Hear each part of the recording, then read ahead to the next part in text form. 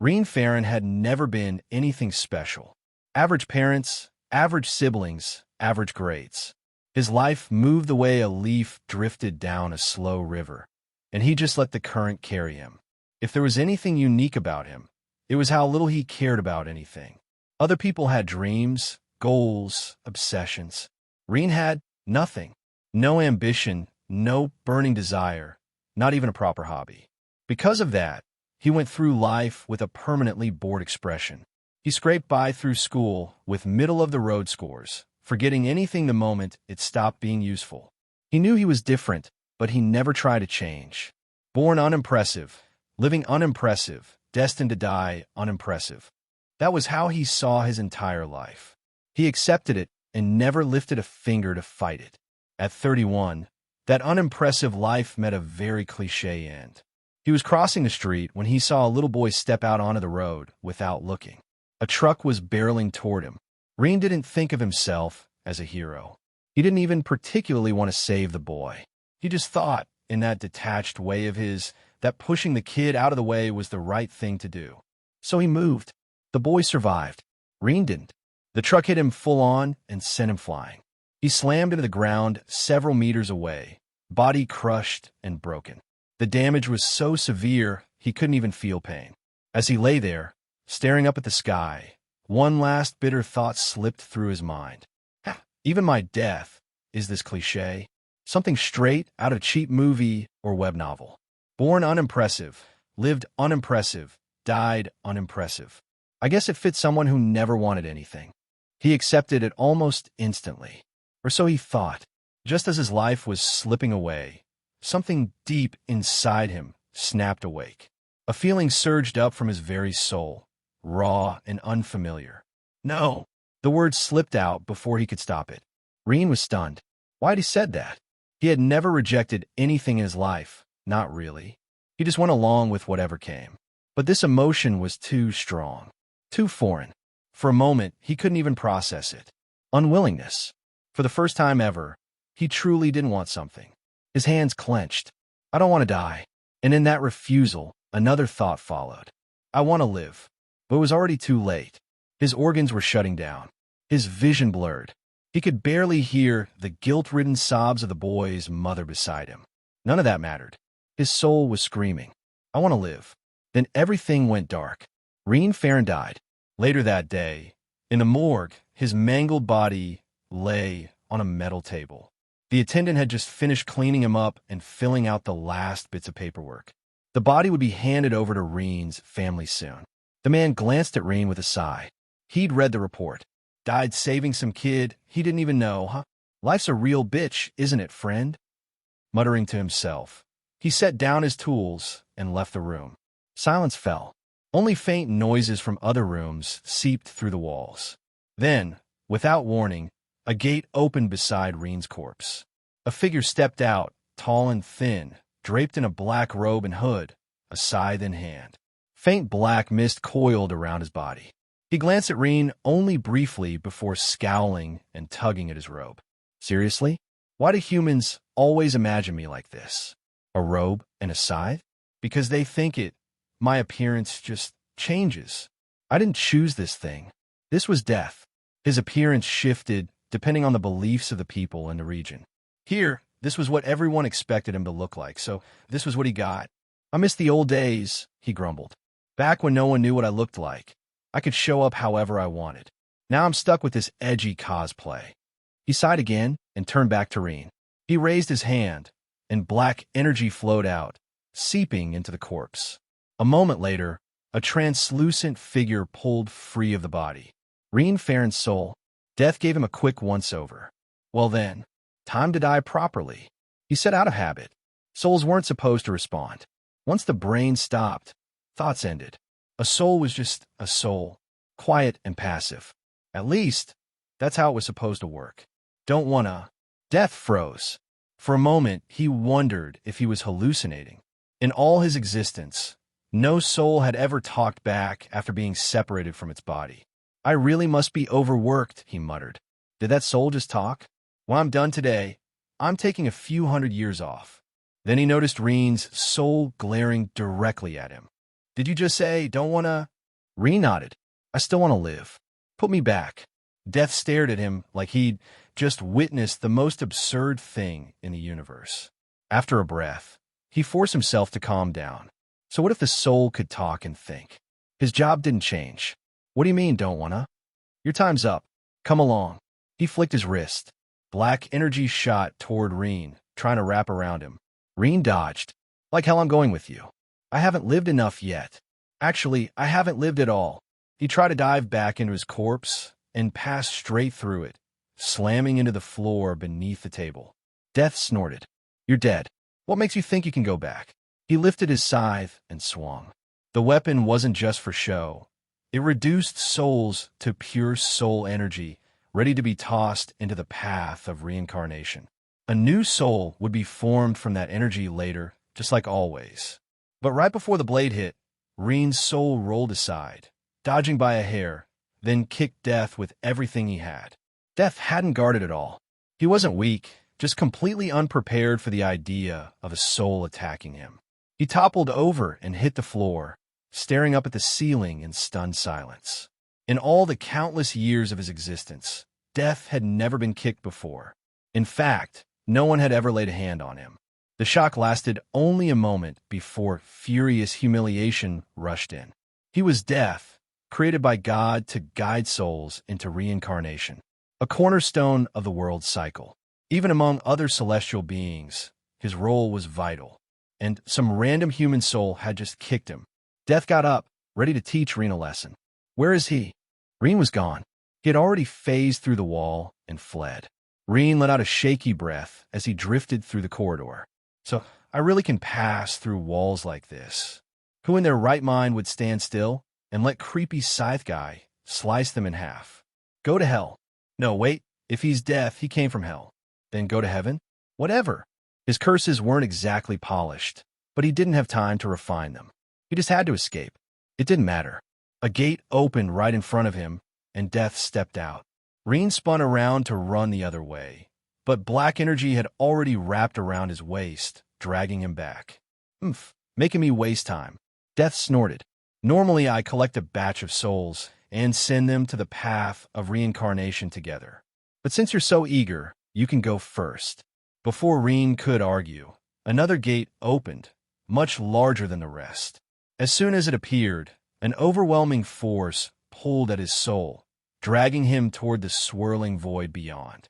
The more he struggled, the stronger the pull became. Death watched calmly. Once the gate to the path of reincarnation opened, any soul that had left the world of the living would be swallowed. Escape was impossible. The path itself would break Rean down into soul energy. Satisfied, Death turned away. He opened a smaller gate for himself. He still had plenty of souls to collect. There was no need to stand around watching Rean get dragged in. He'd seen it happen countless times. He stepped forward and didn't move. Why is the gate getting farther away? The thought lasted only a second before Death pitched forward and smashed face first into the floor. He twisted around. Rean was clinging to his leg with both arms. Death's already pale face somehow went paler. Let go. In what universe would Rean listen? Then close the gate. Death kicked at him with his free leg, but Rean held on like a stubborn leech. I can't close it until the soul passes through. Death shouted. So let go. I don't want to die. Rean yelled back. Death wanted to cry. You're already dead, you idiot. Just go peacefully. Then come with me, and we'll go peacefully together. Ha ha ha. Don't drag me into it. You're the one who dragged me into this. I'm just doing my job. And what does that have to do with me? Their shouting match continued as the pull of the gate grew stronger. In the end, Rean's soul and Death himself were both yanked off their feet and swallowed by the path of reincarnation. Together, Death, still stuck in Rean's grip, tried again and again to force the gate to the path of reincarnation open. It didn't work. This place could only be accessed from the outside. Bastard. Look what you've done, he snapped. Rean didn't flinch. What I've done. It's your fault we're here. You just had to drag me out of my body. You could have just left me alone. Death wanted to kill him on the spot, but Rean was already dead. You really are an idiot, Death growled. Fine, I'll tell you this much. If a soul isn't sent into the path of reincarnation within 38 hours, it completely dissipates. No reincarnation, no reset. Body and soul erased. Rean froze. This was the first time he'd heard anything like that. Then why didn't you say so from the start? Death let out a miserable sigh. With how desperate you were to live, would you have believed me? Rean had to admit he wouldn't. Back then, he would have thought Death was just trying to trick him. Even now, he wasn't sure if Death was telling the truth, but Death had stopped struggling and looked genuinely worried. That alone said a lot. So what do we do now? Rean asked. We. Death's mouth twitched. There is no we. I've never even heard of a death spirit soul, like me, falling into the path of reincarnation. I don't know what's going to happen to me. You think I've got time to worry about you on top of that? Rean thought for a moment. Then at least tell me what happens to normal souls here. Since you're lost too, it shouldn't hurt to explain. Death considered it, then nodded. Maybe talking it through would give him an idea. In the path of reincarnation, a dead soul is broken down into pure soul energy. That energy is used to form a completely new soul. During that process, every memory, emotion, dream, and attachment is wiped clean. Only after that cleaning is done does the soul leave the path and get reborn somewhere else. Rean nodded slowly. And when does that process start? Death pointed into the distance. See that colored portal over there? Rean squinted. It took effort, but he finally caught sight of a faint, shimmering doorway. Barely. That portal leads straight into the river of forgetfulness, Death explained. The river washes your soul clean and erases everything you've ever been. Once you pass that portal, there's no coming back. Rean swallowed. And you? Death shrugged. If I knew, I wouldn't be this unsettled. Maybe it'll be fine. Maybe it'll be horrible. No death spirit soul has ever fallen in here before. I have no idea. Then something occurred to him, and he turned back to Rean. By the way, how can you even think and talk? Rean blinked. Shouldn't I be able to? Death's eye twitched. Are you blind? Look around, idiot. How many souls do you see drifting the same way we are? Do you see a single one talking? Do any of them look like they're thinking at all? Until now, Rean had been too focused on his own panic to pay attention. He finally looked properly. Souls floated all around, countless and silent. Their faces were blank, their eyes unfocused, as if they weren't aware of anything.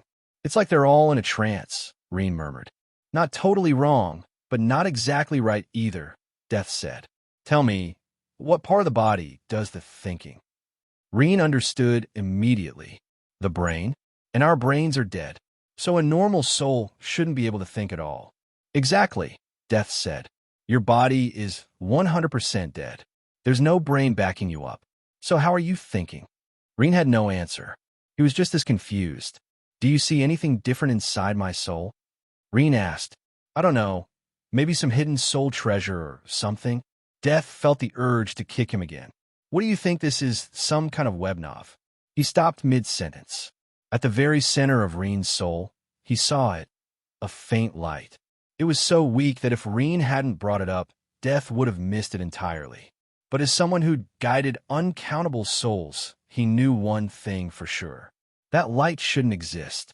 There really is something like a soul treasure, he muttered.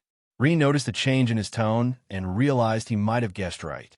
He'd only said it as a joke, but the more he thought about it, the less ridiculous it sounded. A few hours ago, he didn't believe in death or the path of reincarnation either, and yet here he was. Then, suddenly, Rean let go of Death. Death stared, stunned. A moment ago, Rean had clung to his leg like his existence depended on it. Now he'd released him just like that. Did he finally accept what I said? Death wondered. Is he going to face his fate so he doesn't drag me down with him? 1 second later, his expression changed. Thud. Hands clamped tightly around his leg. But this time, it was Death grabbing onto Rean. Let go, Rean shouted. As if. Death snapped back. Rean's face darkened. Didn't you want to get rid of me? Death actually laughed. Who cares about that now? I don't know what'll happen to a death spirit soul in the path of reincarnation, but I'm still a soul. There's a good chance my memories will get wiped too. Right now, that treasure in your soul is the only thing that might save me. He grinned shamelessly. You should be honored. Your grandfather, Lord Death, will personally accompany you into the river of forgetfulness. No need to thank me. Rean's mouth twitched. He didn't even know if this so-called treasure could protect him, much less both of them at once. For all he knew, trying to shield two souls might just overload it and make it fail completely. Still, Death held on like his eternity depended on it. And so, with more yelling, kicking, and cursing, Rean and Death were dragged into the river of forgetfulness together. Hey everyone, Firescale Audiobooks here. If there's a novel you'd love to hear more of, you can support us on Patreon or Ko-fi. Depending on your tier, I'll make extra parts just for the stories you're most excited about. Usually I can only upload 4 to 5 parts of each novel, but with your support we can go beyond that. And of course, don't forget to hit subscribe. It helps more than you know. Death and Rean passed through the colored portal and fell directly into the river of forgetfulness. Both Death and Rean's soul started to change shape almost immediately after that. Their minds got fussy, and they couldn't tell right from left. Still, Death made sure to hold Rean and not let him escape. Suddenly, both souls lost their shape. At the same time, they were being converted into pure soul energy. But it was at this moment that faint light inside Rean's soul started to get brighter. Both Rean and Death's soul energies then began to revolve around it together. That light then started to gather all their memories and emotions. Not only that, but the light also started to change. What was just a white light before now became half white and half dark. However, Death was right.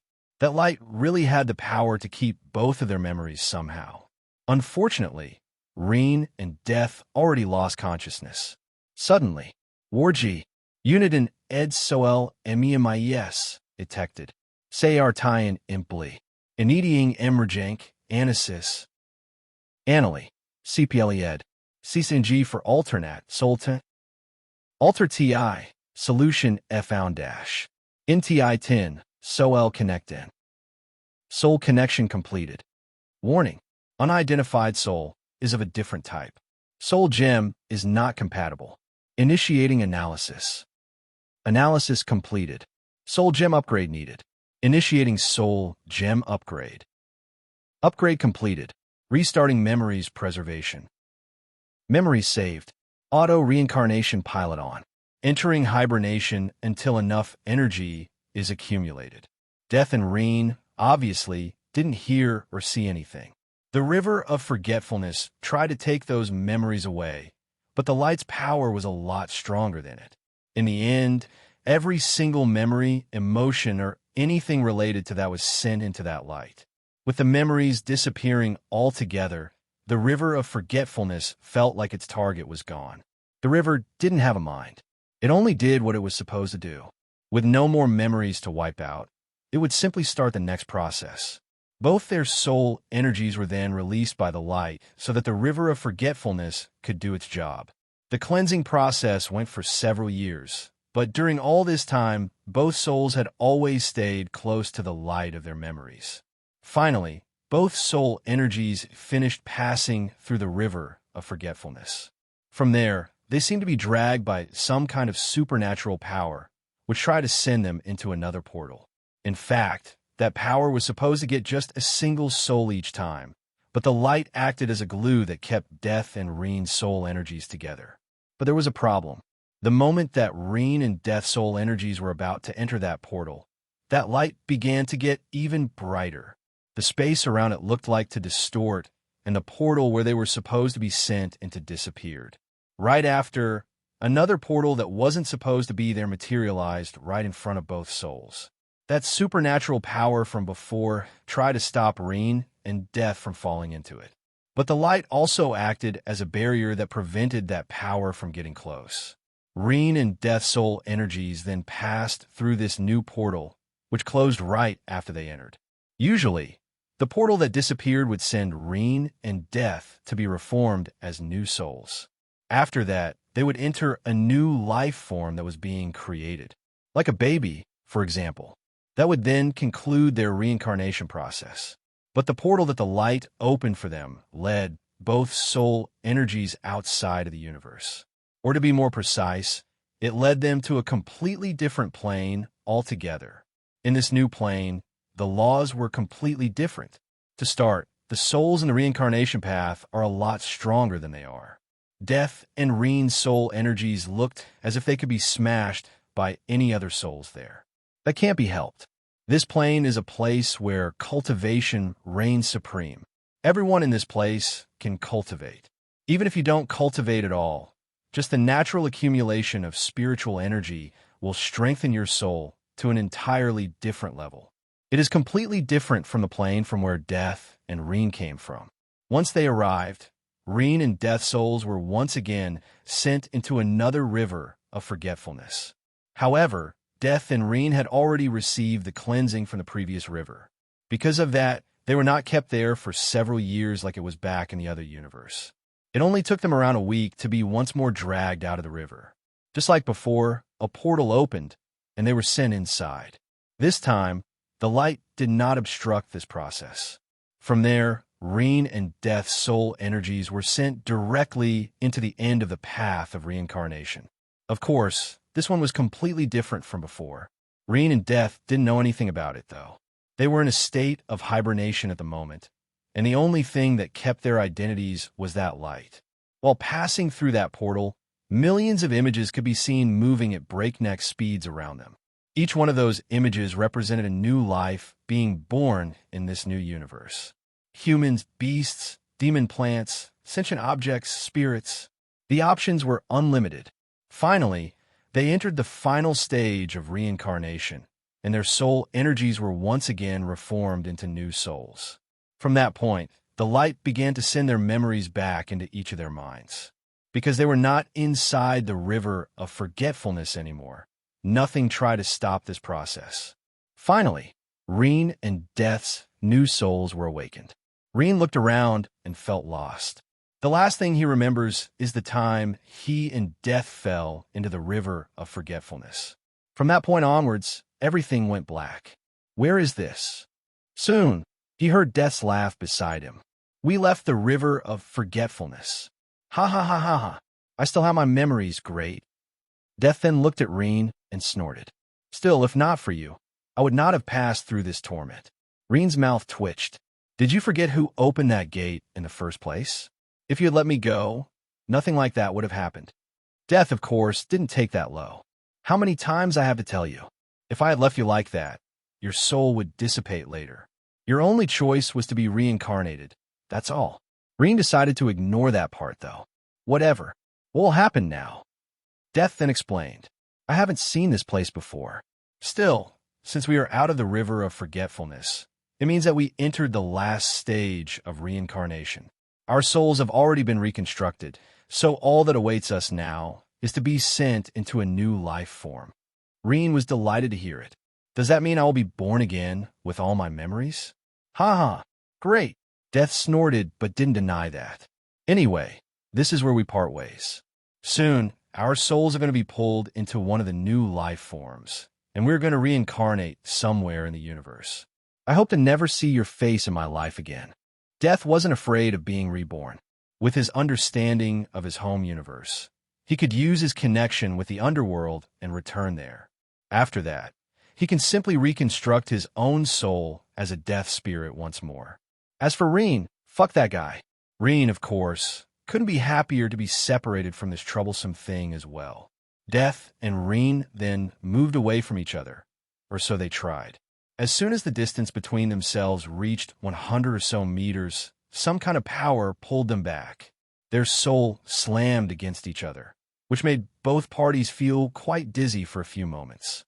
Only when they recovered did they notice a faint white and dark thread connecting their souls. At the very center of this line, one could see that soft light that had kept their memories until now. Before, Death could only see a white light, but now, that light was both white and dark. The black color side of the thread was connected to his soul, while the white was connected to Rean's one. Both Death and Rean were taken aback by that. But before they could even discuss this issue, they felt that their souls began to be dragged away against their will. The hell? What is it? Death immediately replied. We are probably reincarnating. Rean and Death looked at each other, and the white and dark thread that is connecting their souls. Seeing that, they felt like crying. I don't want to reincarnate with you. Still, that light had created some kind of connection between Death and Rean. Because of that, they simply couldn't get too far away from each other. That being said, they couldn't reincarnate in different places anymore. That had to reincarnate together. However, Rean and Death are, after all, different souls. It is not like they can merge or use the same body. With no other option, the reincarnation path of this new plane could only do one thing. Death and Rean had to reincarnate as twins. Northeast side of the country of Jalan, Lyman Mountain, around to 250 kilometers away from the Estreg city. On the base of this mountain, there is a tribe that goes by the name of Rean, or, if one prefers, the Rean tribe. Although over 10,000 people live in this place, this tribe can only be considered a small or close to medium-sized one. This tribe lived off the minerals they gathered from the ore deposits deep in the mountain. Every month, the merchants in the city would pass by and buy their Oregon. The ore deposit in the Lyman Mountain couldn't be considered anything big or rare. Fortunately, that was also the reason why more prominent tribes didn't bother with them. Of course, now and then, they were forced to pay tributes to the bigger tribes controlling the region. There was no lack of small tribes that had been wiped out or had their members captured because they couldn't pay the tributes. Because of that, the Rean tribe made sure to always have enough money for the tributes that were charged once per year. The Rean family was the one controlling this tribe, and they were respected by all the residents. The tribe leader, Earl Rean, always put more importance on the tribe as a whole than personal gains. Although life wasn't comfortable here, everyone's effort contributed to a happy environment. It was nighttime at the moment, and all the workers were already back to their homes. On the west side of the tribe, inside of a small wooden house like most of the others around, a woman was touching her big belly. Beside her, a bulk man, and who was around his late 20s, looked at her with tender eyes. The couple's name was Turin Larks and Hamarlia Larks. Turin was a miner like most of the men in the tribe. As for Hamarlia, she helped the village with the miscellaneous jobs of the day, while the men were out doing the heavy job. Still, this village had quite equal values. If a woman felt like she was strong enough to work in a mine like the men, she would be allowed to do so. As the lifeline of the tribe, any extra hands that could help with the ore extractions were more than welcome. Because of that, around 20% of the workers in the mine were women too. Hamarlia just so happens to be one of those women. She did that to help her family, and it was there that she met Turin for the first time. It didn't take long before the couple got together, and their marriage approved by both families. 5 years had passed since then when, finally, Hamarlia got pregnant. Since then, Turin forbade her to do any heavy job until the child was born. Hamarlia knew that Turin was just worried about her and their child, so she begrudgingly accepted that. What Hamarlia and Turin didn't know is that she was pregnant of twins, and obviously, both men. As for the twins, who else could they be other than Rean and Death? Back then, both guys' souls were dragged into one of those images. The last thing they knew, everything around them was black. Now and then, Death and Rean would hear voices, but they couldn't understand it. It was not that it was hard to hear, but that it was a language they never heard before. It is understandable that Rean couldn't understand the language. After all, he only knew a single one until the day he died. But Death was feeling frightened. As one of the death spirits responsible for guiding the souls of the universe into reincarnation, his knowledge about languages was also universal. There shouldn't be a single language in the entire universe that he can't understand. Don't misunderstand. It didn't mean that Death is some kind of expert or anything like that. He didn't have any knowledge that could make himself or others stronger or anything like that. All his knowledge was only related to the convenience of guiding the dead souls into reincarnation. It just so happens that knowing all the universe languages was also convenient for his job as a death spirit, so he knew them. However, he couldn't understand anything that was being said by Turin, Hamarlia, or anyone else around. That should be impossible. Of course, due to the number of languages that Death knows, a few words were bound to look like some of those that he knows. But when they were put together to form the sentences of this new language, They simply made no sense whatsoever. What is happening here? How come I can't understand what they are saying? Hearing those words, Rean was taken aback. Death, is that you? Death was also shocked to hear Rean's voice. They couldn't be blamed. After all, Death and Rean are hearing the other's voice inside their minds. They didn't speak a single word. Of course, it didn't take long for them to understand what was going on. It is probably that dark and white thread. They are connecting our souls. That being said, when we want the other to hear our thoughts, it will happen. Rean couldn't help but ask, how do you know that only the thought I wish to share can be heard? Death snorted and replied, because I've been cursing you in my mind for a long time, but you obviously didn't hear anything until now. Only when I lost my composure due to my surprise did my thoughts reach you. Rean's mouth twitched. Forget it. I won't let you affect my good mood. By the way, where are we now? Death laughed. Where else? A soul doesn't reincarnate into the new body when it is born, but when the brain becomes capable enough of generating thoughts. Since that is the case, where do you think we are at the moment? Rean was taken aback. Are we inside our new mother's womb? Like, right below us is our new mother's via. Forget it. Death laughed even more. As expected of a virgin. Even after 31 years of life, he had never been with a woman. Rean felt like killing this guy already. Oh well, in theory, Death was supposed to be dead already. Rean couldn't help but ask, though, what do you even know that? I could have had hundreds of girlfriends, you know? Death laughed out loud. I have the full information of every single soul I need to collect. I know more about you than your own parents. Not that it makes me happy, of course. Death continued. Rean Farland, extremely boring life, never denied anything, never wished anything, a living doll through and through. Average marks, average job, nothing to be proud of. Simply tedious. It was then that Death noticed a problem. Wait, how come someone like you suddenly felt the urge to live? Even if you were able to miraculously think and speak in your soul form. You were supposed to let me kick your ass inside the reincarnation path without complaining. Rean really wanted to beat this guy up, said the guy that clung on my leg, even though he kept asking me to let him go. Death didn't mind his actions at all, though. It was thanks to that he didn't lose his memories. Still, Rean answered his question. To be honest, I don't know.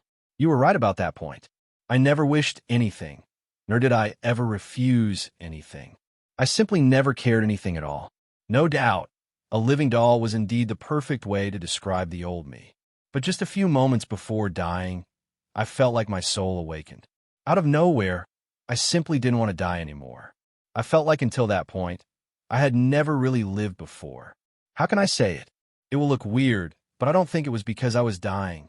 It was more like I had broken out of a shell that locked me during my entire life. The accident was just the harmer that got me free from that. Unfortunately, I still died. As for the rest of the story, you already know. Death pondered a bit and then said, perhaps you were not supposed to be like that, but that thing inside of your soul had been preventing you from generating desires. Rean agreed with Death. Ever since you noticed this thing inside my soul, I thought it really had something to do with it. However, let alone Rean, even Death hadn't the most remote idea about what that white and dark light could be. But it was then that Death remembered one thing. Oh well, whatever. Enjoy your new life. I will be taking my leave. Rean was taken aback. They're both inside the womb. Can a baby forcefully go out just like that? First of all, would it be a good idea to go out now? Death, of course, understood what Rean was thinking. But that has nothing to do with him. As long as he uses his connection to the underworld, he can immediately pull his soul inside. As for the baby's body, it will simply turn into an empty shell. Death concentrated and tried to feel the world around him. But it was then that he noticed something different. What kind of energy is this? Rean didn't know what he was talking about, though. As for Death, he quickly threw those thoughts away. Doesn't matter. I will check later. He once again concentrated until finally he was able to establish contact with the underworld. Not. Death started to feel a chill on his back instead. It's not there. Rean heard that and asked, what? Can you see anything? They're inside the womb. So how could there be any light? Death completely ignored Rean, though. He kept looking for that connection between the living world and the underworld. But it didn't matter how much he looked for that. He couldn't feel anything. Impossible. There is no place in the entire universe that is not connected to the underworld. How come I can't feel the link? Is it because I reincarnated? No. As long as I have my memories, even if I were to reincarnate as a mosquito, I should still be able to feel the connection. What was happening here? It was evident that Death was shocked at the moment. After all, Rean heard all his thoughts, even though Death wasn't trying to talk to him. It seems like that if I don't pay attention, I will leak my thoughts to him as well. I better be careful. Still, he decided to ask, "Can you at least tell me what this connection you were talking about is?" Death was taken aback and noticed that his thoughts were being transmitted to Rean. Whatever. The entire universe is supposed to be connected to the underworld. That is also the place where you can find the path of reincarnation. As long as we are inside the universe, this connection has to be there. But I can't feel anything, and that is the strange part. Rean then asked, "Does it mean that we're not inside a universe?" Death immediately rejected that idea. If we were not inside a universe, there would be no underworld to start with. Since we reincarnated, we are obviously inside one. Of course, Death couldn't feel that connection because he wasn't in the same universe anymore.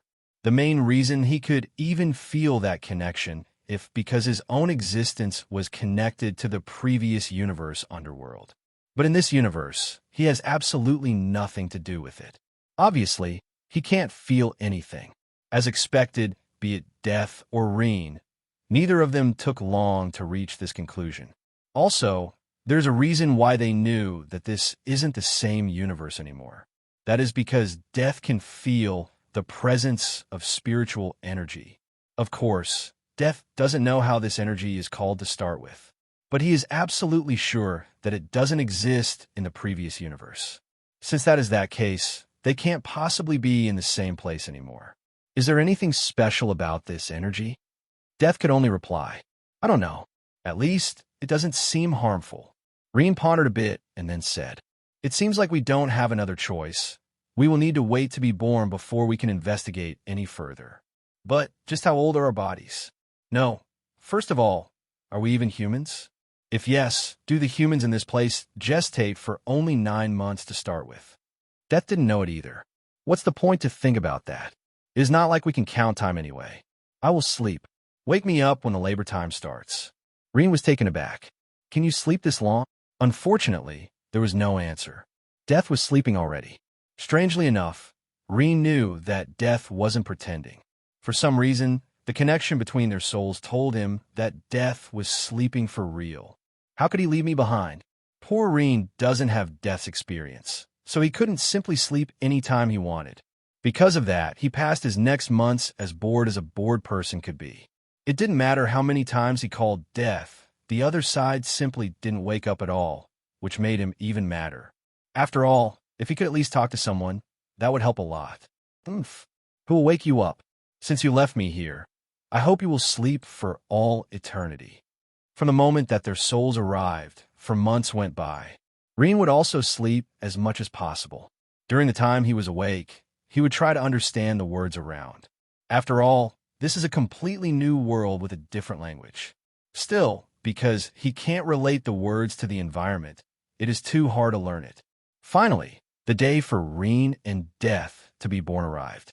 The labor process went without any problem, and both could see the outside world for the first time. Well, in fact, only Rean could see it. That's because Death was still sleeping. Turin and Hamarlia were shocked to see that they were twins. But above all, they were worried about Death, who had his eyes closed and wasn't making any sound at all. It is common sense that babies would cry when they are born. So Death not doing anything was a bad sign, or so they thought. Immediately, they started to slap his ass to see if he would cry. Death, of course, immediately woke up and screamed due to the pain. Rean saw that and burst out in laughter. As for their parents, Death was simply crying normally. In Rean's case, because he let out a baby laugh, they thought he was fine. Death then talked to him through their connection. "Why didn't you wake me up?" Rean snorted. "Keep dreaming. If possible, I would like for you to sleep forever." Seeing that both their babies looked fine, Turin and Hamarlia finally let out a sigh of relief. The midwife who was helping with the labor also smiled seeing that. But there was one thing that they noticed right after. Even though it was just a little, Rean had a pure white hair. As for Death, his hair was utterly dark. Dark hair isn't uncommon in this world. But Death's hair was a lot darker than any average person to the point where it stood out as much as Rean's. If not for the different hair colors, Rean and Death would be indistinguishable.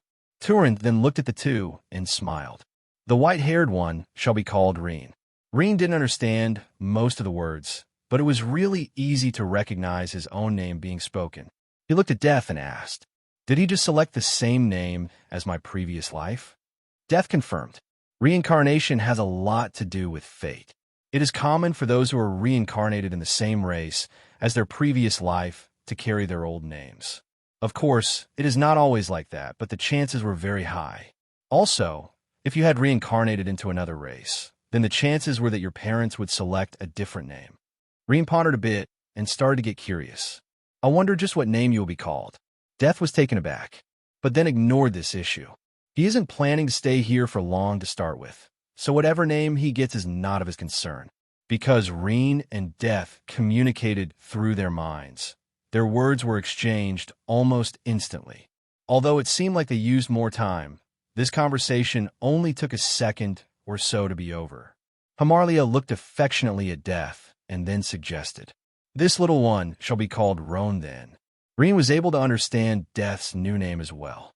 Well, I guess even in a different world, it is common for parents to give similar names to their children. Death, on the other hand, felt that choice to be terrible. Just why did they select something similar to yours? Rean laughed out loud. "That's because I'm your big brother." "Ha ha ha." Death's mouth twitched. "Big brother, your ass. I will never accept such an arrangement. I'm tens of thousands of times older than you." Rean couldn't care less, though. "Too bad. While you were sleeping, I made sure that I was the first one coming out. You left our mother's womb a few minutes later. Whether you like it or not, I'm your big brother. All right, little brother Roan, let's get along together." Death was almost exploding already. Since when had he been treated like that? But he soon calmed down. "Forget it. I need to find a way back as soon as possible. Otherwise, another death spirit will take my place. Still, just how the hell can I go back to the previous universe?" While Death, or better, Roan was thinking, Turin helped the midwife to wash both babies. Rean felt embarrassed, though. His mind is, after all, 31 years old.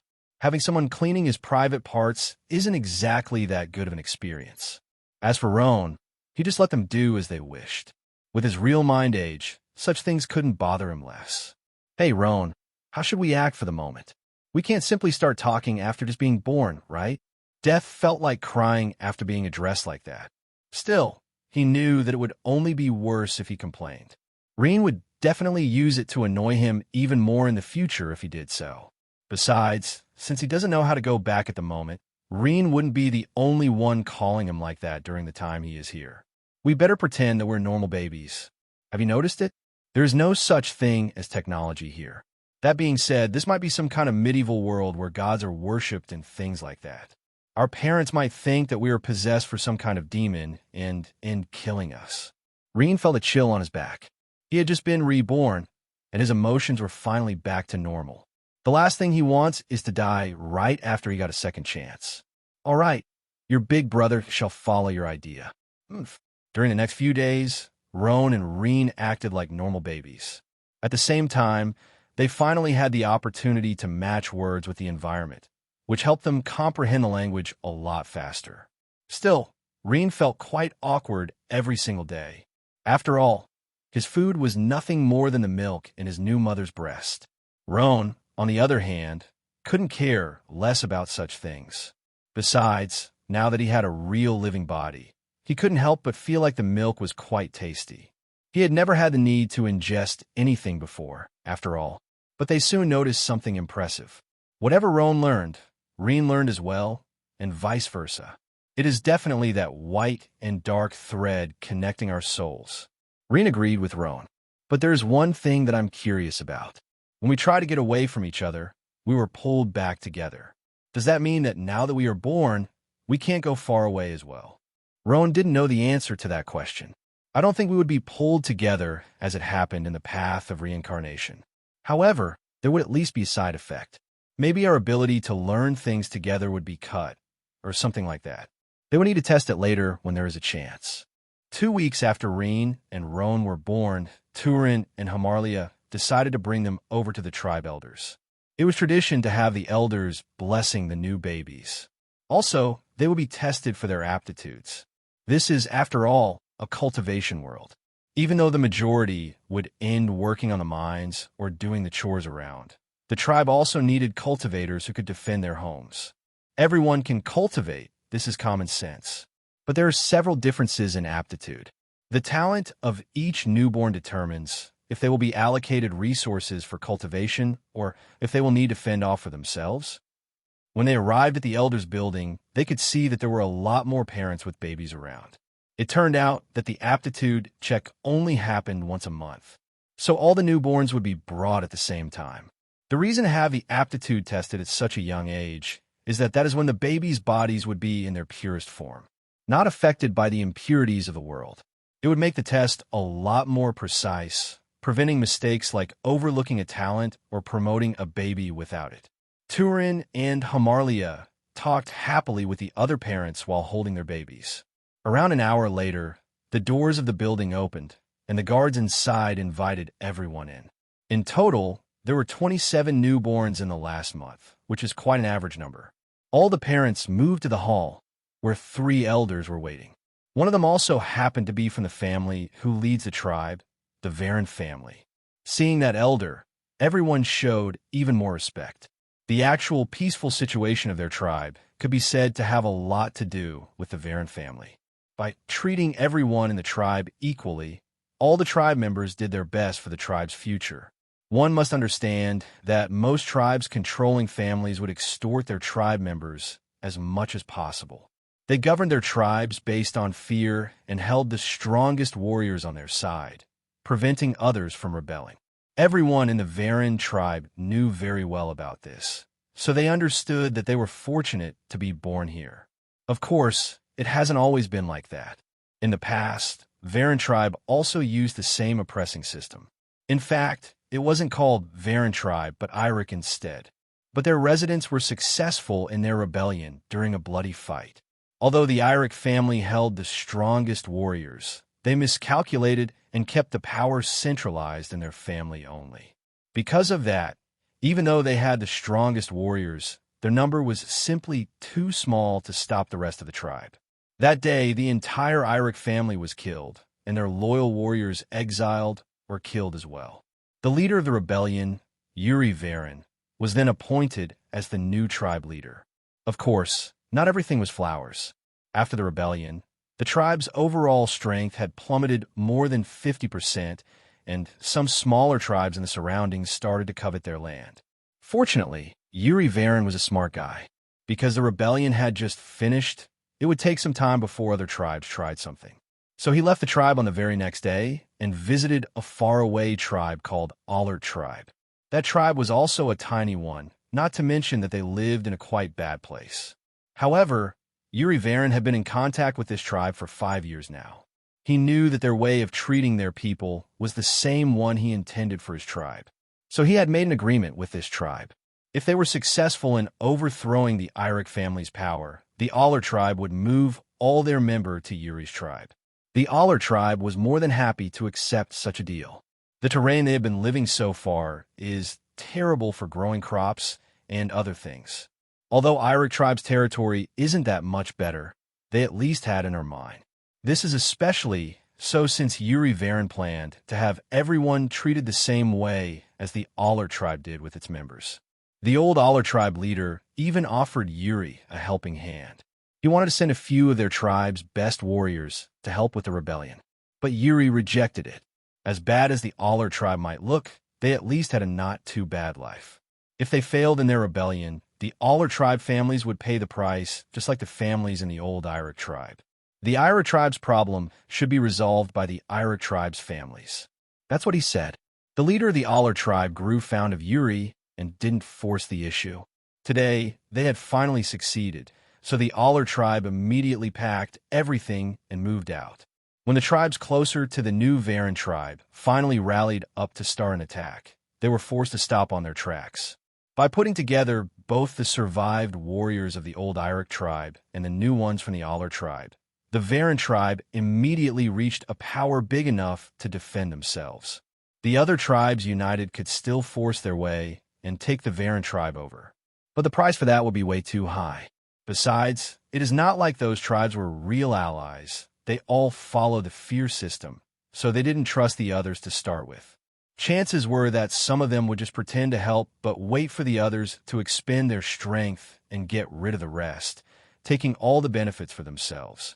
With such a lousy alliance and that much strength protecting the new Rean tribe, none of them wanted to risk being the tribe that got the short end of the stick. So the alliance immediately disbanded after a few hours of internal struggle. The leader of the Aller tribe gladly passed his authority over his member to Uri, who wisely guided the entire tribe to live in harmony up to this day. At first, the Aller tribe members were afraid of being suppressed by the actual Rean tribe members. But Uri Rean made an ironclad rule. There is no more Iric or Aller tribe, only the Rean tribe. Those caught doing such things will be exiled from the tribe. No questions asked. Slowly, but surely, the tension between both tribes eased. After more than 20 years, several of their members married or befriended members from the other side. It could be said that either Iric or Aller tribe didn't exist anymore, only a single tribe called Rean. The three elders then followed the procedure for the blessings. One by one, the babies were brought forward and had their foreheads marked with a symbol. After chanting a few strange words, the parents would thank the elders and move to the side. Simple as that. The blessings were finished. The elders were a little surprised when they saw Rean and Roan, though. After all, it is not every day you see twins, let alone with such remarkable hair colors. One being pure white, and the other being so dark that all the other dark-haired people couldn't compare to. Still, that was all. It is not like they will be treated differently just because of that, so the elders quickly finished their blessings to Rean and Roan as well. After that, the parents were led to the center of the hall. There was a black sphere that looked like a crystal orb. Still, Death, or better, Roan, noticed a peculiar power coming from it. That orb has the same kind of energy as the environment. Rean's curiosity was immediately piqued. In the past 2 weeks, both his and Death's efforts paid off. Although they can't talk their parents' language yet, they can at least understand a little. They noticed that both their father and mother would stop every day to gather this peculiar energy into their bodies. In fact, even without Roan's help, Rean would be able to feel this energy soon. That's because this is the energy necessary for cultivation, something that everyone in the tribe always did. Their parents don't receive any cultivation resources from the tribe. Still, they can at least absorb the natural energy from heaven and earth. In this world, there are several realms of cultivation: body transformation, energy gathering, foundation establishment, core formation, core and soul fusion, nascent soul, and soul transformation. At least, those are the only realms that are known by the people of the Rean tribe. The tribe's strongest warriors are in the middle or advanced stage of the energy gathering realm, with just a few in the peak stage. As for the strongest one, he is the actual tribe leader, Uri Rean, who is already over 60 years old. At the moment, he is in the initial stage of the foundation establishment. Although everyone can cultivate, one is only considered a cultivator once they enter the energy gathering realm. Over 95% of humans can't even get this far. Taking the Rean tribe as an example, this tribe has over 10,000 members. However, not even 200 had entered the energy gathering realm, and those are the ones they consider to have high aptitudes already. Rean and Roan's parents are in this body transformation realm. The body transformation had 5 stages: blood replacement, bones enhancement, muscle strengthening, organs change, and spiritual vision. Turin is at the muscle strengthening stage, while Hamarlia is at the bones enhancement.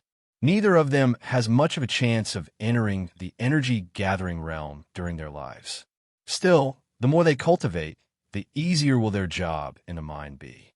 Besides, increasing their own strength can't really go wrong. Even though Turin and Hamarlia do have quite a peaceful life, it is not like they don't know how the world really works outside their tribe. It wouldn't be surprising if someday another bigger tribe came over to attack them. The black orb had the power of testing one's aptitude.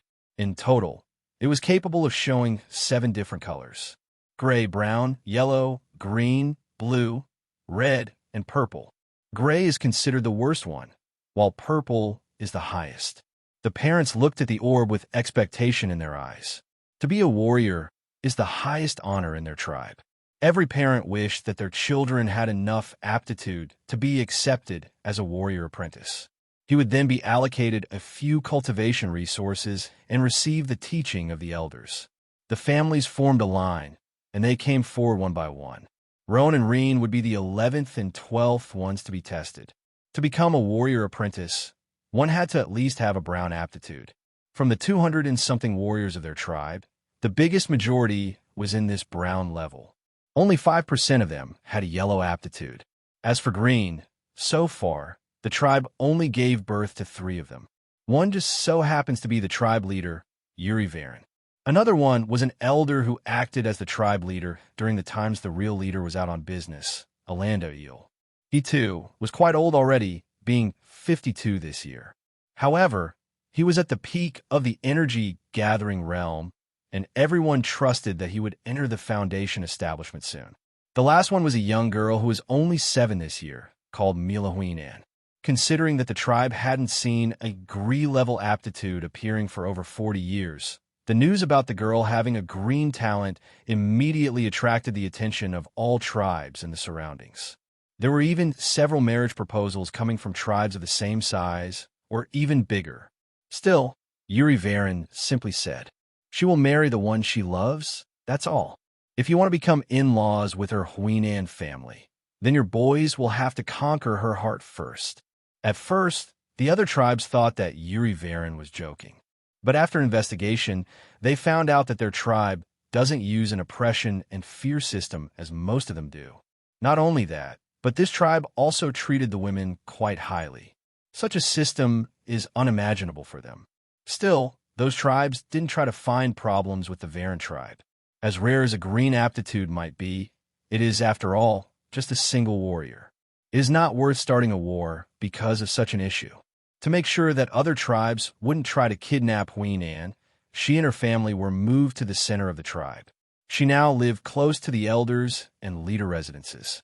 She also had 3 middle-stage energy-gathering warriors who ensured her safety day and night.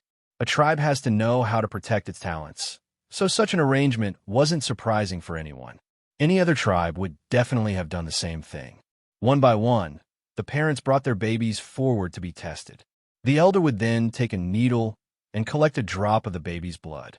That drop will be put on the black orb and absorbed by it. A few moments later, it would shine with one of the 7 colors. Not surprisingly, gray colors started to appear one by one. The 7 first babies showed to have a gray color, much for their parents' disappointment. But the 8th one, a baby by the name of Gullo Isful, was born with a yellow aptitude. When the elders saw that, they immediately smiled. "Congratulations, please bring him to the tribe leader's house later so that we can mark him for warrior apprentice study. His training shall start when he becomes 5 years old." Gullo's parents were ecstatic. They immediately bowed and thanked the elders, quickly retreating behind. The next 2 babies turned out to have gray aptitude as well. Their parents couldn't help but look at Gullo's parents with envy. Which parent wouldn't want their child to soar in the future? Finally, it was time for Rean to be tested. "Hey, little brother, you better not let me down." Rean snorted and replied, "If I have an aptitude lower than yours, I will simply kill myself." Rean couldn't help but laugh. Even though he is alive now, it doesn't change the fact that Rean was dead for countless years before it. For Rean, being alive or dead probably didn't make too much of a difference. Turin brought Rean close to the black orb, and the elder took a drop of his blood with a needle. Still, Rean seemed to not even feel it. He was the first baby to not start crying right after the blood was taken. Of course, the elder was surprised, but didn't put much importance on it. The elder then dropped the blood on the black orb and waited for the result. Finally, the orb started to shine, and the color began to appear. However, everyone was taken aback when they saw that. The orb's light was dark. As mentioned before, the orb was supposed to show only 7 colors: gray, brown, yellow, green, blue, red, and purple. Dark was definitely not one of them. If the orb wasn't shining with a black light, they might have thought it wasn't working at all. What kind of aptitude is a black color? The 3 elders looked at each other in dismay. They had never seen this color before. They couldn't even tell if it was bad or good. Turin looked at the elders, waiting for an answer. Cough, cough. For now, wait on the side. We will bring your kid to the tribe leader later. Turin was surprised. He didn't expect that he would be able to meet the legendary Yuri Varen personally. Yuri is seen as a savior to the Varen tribe, so everyone looked up to him. Still, he spent most of his time cultivating or dealing with the tribe's external affairs, so very few could talk to him anytime they wanted. Turin looked at Hammerly and a smile on his face while nodding at her. Hamarlia, of course, heard what the elder said, so she was also happy. Even if it turns out that black color is a bad attitude, the chance of meeting Yuri was already a great honor for them. It could easily be seen in the other parents' eyes that they, too, were jealous of such a chance. Rean was the next one in the line. Hamarlia was then called forward to have him tested. Just like Roan, Rean also had a different and curious hair color. Other than old men and women, people wouldn't have this kind of hair. However, Rean's hair color wasn't exactly the same. His one was really pure white, while the old would be more like silver. The elder then pricked the needle on Rean's palm and took a drop of blood. Just like Roan, Rean didn't care about that needle, so he obviously didn't cry. When Roan didn't cry, it didn't think much, but his twin brother also didn't even flinch after they took a drop of his blood. Could it be? The elder then put the blood on the black orb. A few moments later, a new color appeared. Once again, it was a color that shouldn't be there. Just like Rean's hair, the orb shined with pure white light. As I thought, although it was hard to believe, after seeing what happened with Rean's twin brother, they did have a little expectation that Rean would also show something different. It turned out that they were right. That orb's white color was more than enough to prove such conjecture. Once again, the elder asked Amarlia to stand at the side and wait for the time they would go see the tribe leader. The test continued. In the end, just one extra baby with a brown talon appeared, much for his parents' delight. Even if he wasn't a yellow color like Gullo, it didn't change the fact that he would receive the tribe's support to become a warrior. That was more than enough for them. While their parents were discussing the next step with the elders, Rean and Roan were also talking to each other. Well, we would need to be idiots to not understand that our aptitude colors are definitely related to the white and black thread. But I wonder if it is a good thing or not. Roan snorted after hearing that. What do you think? It should be much better.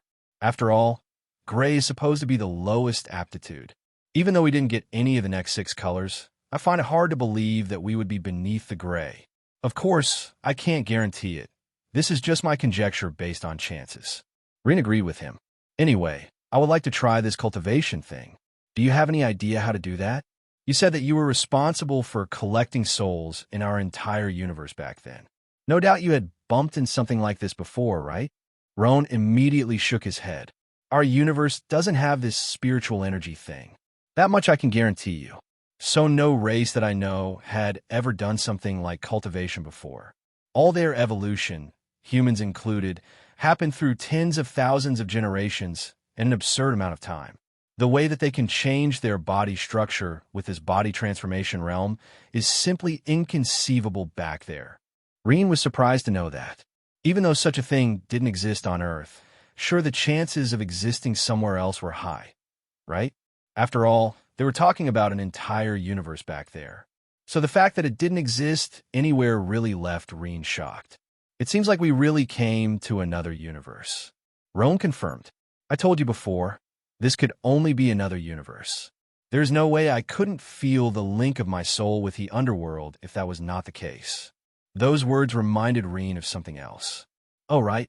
Did you find anything? You said that you were just waiting to be born to check the outside world. Will you be able to go back? Roan shook his head. No, there is simply nothing at all. At this moment, I'm almost the same as any other soul that is born in this place. I can only follow its rules. The only difference is that both you and I can feel the presence of the spiritual energy already. From what I found out, it shouldn't be something possible before one turns into 5 years old. Rin agreed with Roan. The main reason why kids would only start their warrior training at the age of 5 is that they can't feel the presence of spiritual energy before that. According to Reen's conjecture, it was probably because their bodies weren't developed enough to receive it yet. We can just wait and see what happens. On the night of the same day, Turin and Hamarlia brought Reen and Roan to the Varen family's house. Yuri Varen's house wasn't much bigger than the typical dwellings around the tribe, nor was it luxurious. Yuri was married, but only had 2 sons and 1 daughter. So his family couldn't be considered small, but not big either. His eldest son, Hero Varen, was already 28 years old and helped with the management of the mine in the Lyman Mountain. He also had great talent. So considering Yuri's forthright attitude, he also didn't get access to any cultivation resource. Yuri knew that these were exactly the type of actions that led the families in control of other tribes to fall for their greed. So he forbade himself and any elder from acting like that. Only those who pass the tribe's talent test shall be allocated cultivation resources, no exception. Of course, even though it is not much, everyone who worked in the tribe still earned some money from their work. If they save enough to buy cultivation resources when the merchants stop by, that is their problem. Yuri and the elders will not stop them from doing whatever they want with their money. Yuri's second son, Laren Varen, is 24 this year. He was fortunate enough to be born with a brown aptitude. So he also received the cultivation resources destined for brown aptitude warriors. As for his youngest child, his daughter, she was already 19 and a married woman, so she didn't live in their house anymore. She was also a gray aptitude girl, though. Of his 2 sons, only his eldest one was married, but he still lived in his father's house with her since there was enough space. Yuri didn't mind it. After all, he liked the presence of his family. Inside Yuri's house, Turin and Hamarlia felt extremely nervous while holding their children. The elder who was part of the Varen family was also there to guide them. Your family can wait here in the living room. I will call my first brother over. This elder's name was Tyron Varen, Yuri's second brother. Reen's family kept waiting for around 10 minutes. Finally, they saw Tyron coming back with a man who seemed to be around his 30s behind. He had short hair and a sharp pair of eyes. Of course, that man was none other than Yuri Varen. Because Yuri was able to enter the Foundation establishment realm, his lifespan increased in an extra 50 years. That was also the reason why he looked even younger than his second brother. The 2 previous realm, body transformation, and energy gathering are considered the doors to the cultivation world. But they don't have the power to increase one's lifespan. Although people can be regarded as cultivators when they enter the energy gathering realm, only the Foundation establishment or higher would be viewed as important. After all, only with the increase in lifespan would someone be able to live enough to make the difference. When Yuri saw Turin and Hamarlia's children, even he was surprised. Tyron wasn't joking. Their hair colors are really catchy. Together with Tyron, there was also a servant of the family carrying the testing black orb. But before that, Yuri sat across Reen's family and started to ask his questions. He asked things like if they had encountered some kind of spiritual herb or had some peculiar difference in their bodies. But after several rounds of questions, all that Turin and Hamarlia could do was shake their heads. Yuri didn't think they were lying. After all, he can clearly see their cultivation realms with his spiritual sense. Spiritual sense is something that only those at the energy gathering and above can use. As a Foundation establishment cultivator, Yuri's spiritual sense was even better. All right, let me see their tests.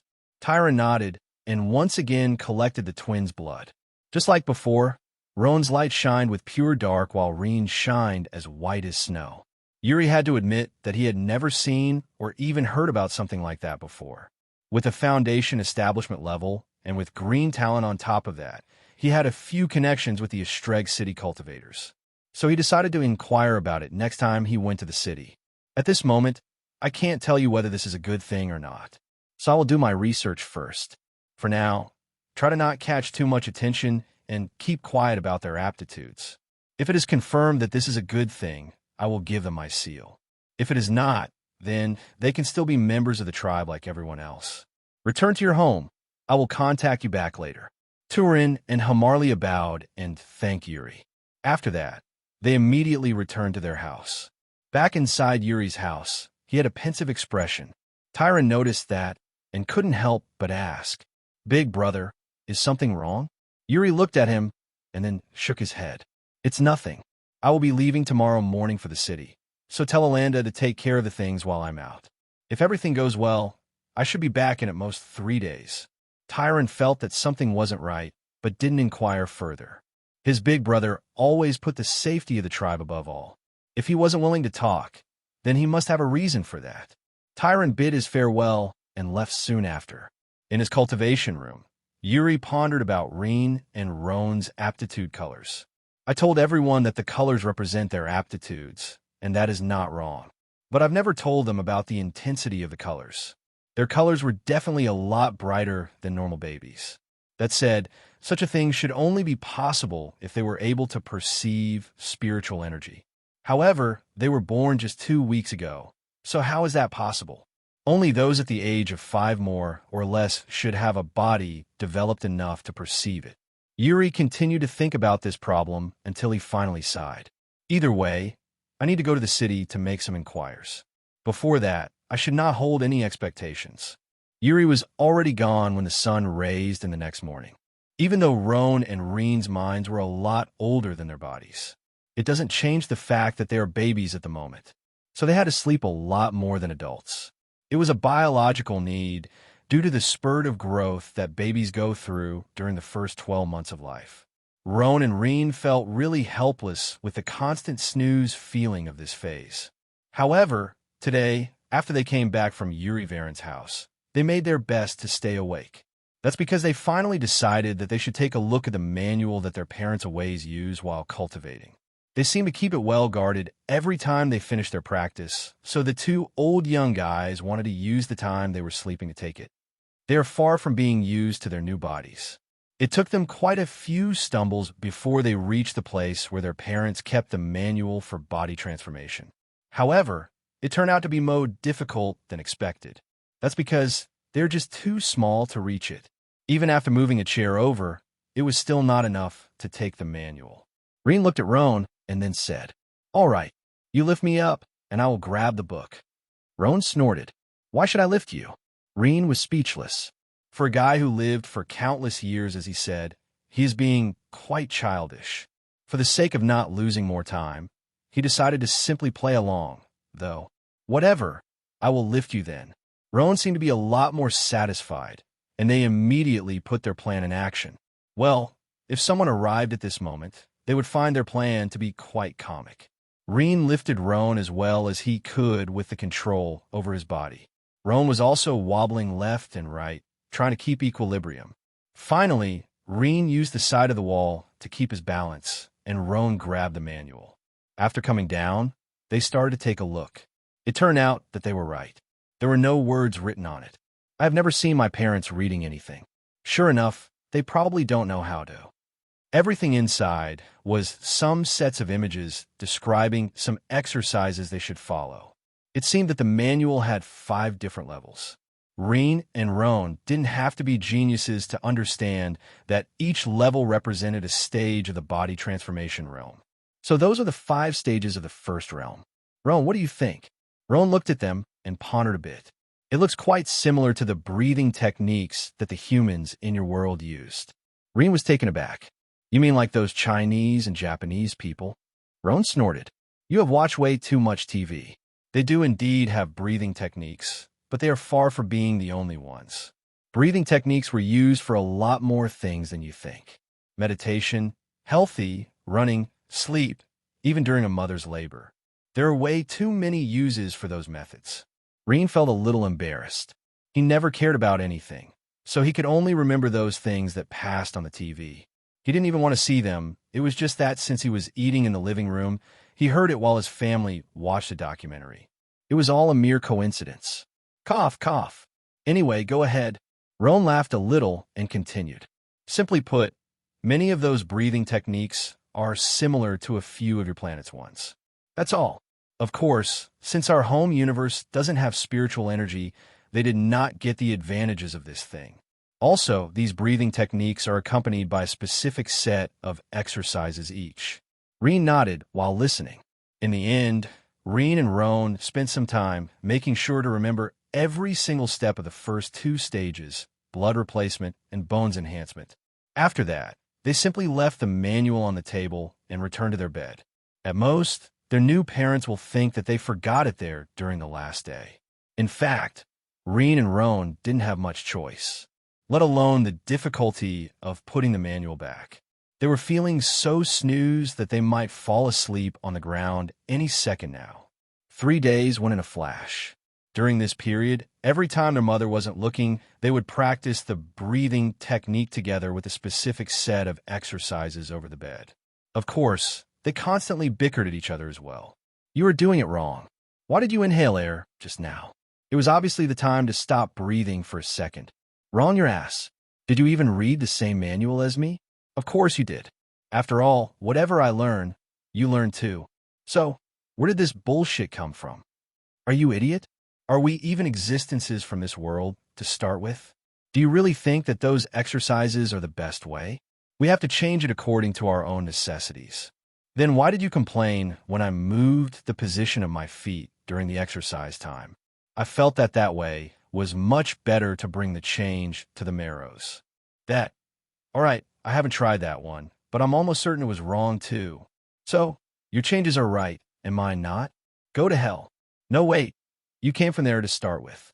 All right, should I ask you to go to heavens instead? I always had this doubt.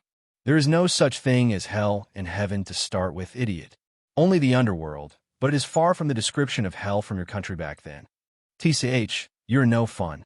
There were several instances where their mother came in to take a look at them or to feed them milk. Even during their arguments, they had to keep their attention focused on the room entrance all the time. As soon as they heard the slightest of sounds, they would immediately fall on the bed and pretend to be sleeping or doing nothing. Sometimes they didn't even have time to change the positions that they were in, so Hamarlia couldn't help but find it funny when she saw the way they were lying on the bed when she arrived. What caught up her interest more than anything is that her babies seemed to be always sweating rivers. Is it this hot nowadays? But since they didn't seem to be in any pain and acted quite lively, she didn't bother much about it. Finally, Yuri Varin returned from his visit to the Estreg city and immediately summoned Rean's family over. Pack your things. I will be moving your family to the center of the tribe. Rean and Roan's family was taken aback. How come they're moving to the center of the tribe? Noticing their puzzled faces, Yuri was about to give them an explanation when suddenly his heart froze. As he looked at Rean and Roan, he felt like he was seeing two ghosts. Well, in a certain way, they could be considered that too. How was that possible? Tyron, who was beside Yuri, was puzzled with his big brother's reaction. It was evident that he noticed something from the twins, but he couldn't see what it was. Big brother, is something wrong? Yuri looked at him and then said, as long as you use your spiritual sense, you should be able to see it too. Tyron was taken aback and immediately did as he was told. In the next second, his face became as shocked as Yuri's. I must be hallucinating. Turin and Hamarlia began to feel afraid of those reactions. Elders, is something wrong with our children? Only then did Yuri remember that Rean and Roan's parents are not in the energy-gathering realm. Because of that, they don't have spiritual sense, so they obviously can't see what they are seeing. It's not something wrong, but incredible instead. Both of them are in the blood replacement stage. Turin and Hamarlia felt like they heard a joke. How could their children be in the blood replacement stage? They are far from being 5 years old, let alone 5 years. They haven't been born for even a month yet. Elder must be jesting. Before being 5 years old, they can't even sense the presence OS spiritual energy. There is no way they can be in the blood replacement stage. Those words finally reminded Yuri the reason why he wanted to move Rean and Roan's family to the center of the tribe. Wrong. I went to the city to inquire about it. The truth is, there's another thing that the aptitude orb can do. According to the degree of brightness, one can see if the person being tested can feel the presence of spiritual energy or not. It just so happens that your children showed this capability. Everyone was surprised by those words, including Rean and Roan. Rean couldn't help but comment. No wonder he found out we are in the blood replacement stage. He knew from the start that we could feel the spiritual energy presence. Otherwise, he would have never checked our body with this spiritual sense thing or whatever this ability is called. Roan agreed with Rean. Indeed. Still, we wouldn't be able to hide it for long. Sooner or later, someone would check our bodies and find out that we don't have ordinary baby bodies anymore. It just so happened to be earlier. The problem is that no one knows that we are practicing the body transformation techniques, so everything will depend on how they will deal with it. Let's keep watching. Sure enough, Roan was right. Yuri and the others couldn't understand how they entered the blood replacement stage since they never practiced the body transformation technique before. Yuri looked deeply at Rean and Roan and murmured, "Is it really an innate constitution?" Even though his voice was low, Tyron still heard it. "Big brother, what is this innate constitution?" Yuri came back to himself, soon looking at the twins' parents and his younger brother. "When I went to the city and started to inquire about it, I found out that there are some extremely rare cases where one can feel spiritual energy earlier. Those capable of it are considered to have been born with a thing called innate constitution. Simply put, their bodies are attuned to the spiritual energy of heaven and earth from the moment they are born. They won't need to wait for their bodies to mature to be able to do it. Also, it seems like there are other advantages too. Unfortunately, that was all I could inquire about. It doesn't matter how I look at it. Only this so-called innate constitution could possibly bring such results." Tyrion and Rean's family were surprised to hear that. Rean and Roan also understood that this innate constitution was probably a side effect of the white and black thread and orb connecting their souls too. Tyrion couldn't help but ask, "Then, what kind of constitution is the one that they have?" Yuri shook his head. "I don't know. Even in a Streg city, the information about such a thing as an innate constitution is almost inexistent. All I heard were a few rumors about this topic. From the looks of it, the only ones who would know better were the Cultivation sects." Rean's parents looked puzzled. In fact, Rean and Roan were the same. Although the name gave them a few ideas, they had never heard about Cultivation sects before. However, Yuri's younger brother, Tyron, immediately showed a respectful expression. He then looked at Yuri and asked, "Big brother, should we dash?" Yuri immediately stopped Tyron from continuing. "Out of the question. Do you want to have our entire tribe destroyed?" Everyone in the room was frightened. How did it reach a point where the tribe could be destroyed? Yuri looked around with his divine sense and confirmed that there were only Rean's family and his younger brother around at the moment. He then took a deep breath and said, "All of you, listen well. Doesn't matter who, when, or where, make sure to never say a word about it outside. What I'm going to say now shall never leave this room, understood?" Noticing the gravity in Yuri's voice, everyone nodded.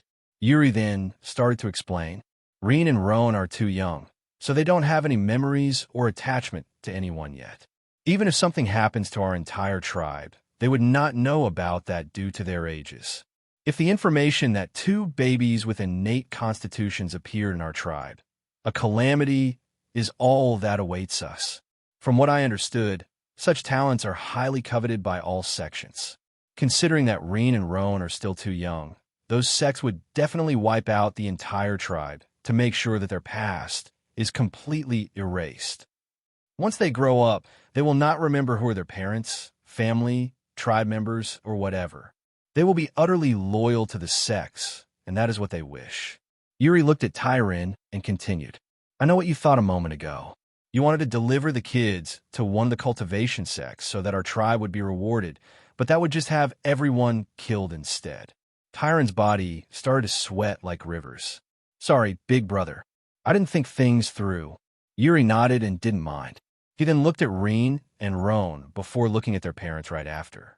"We have to make sure that no one knows about their innate constitution until they're at least old enough to remember what loyalty to the tribe is. At that point, destroying our tribe would only have the opposite effect on Rean and Roan. Only then can we allow those two to join a sect. Do you all understand?" Turin and Hamarlia didn't even know about sects before, but they understood what it means to risk their tribe being wiped out. So they immediately agreed with the tribe leader. Yuri also nodded, satisfied. Good. He then looked at the twins with a piercing gaze. Now, even though they have an innate constitution, just how the hell did they enter the blood replacement stage at their age?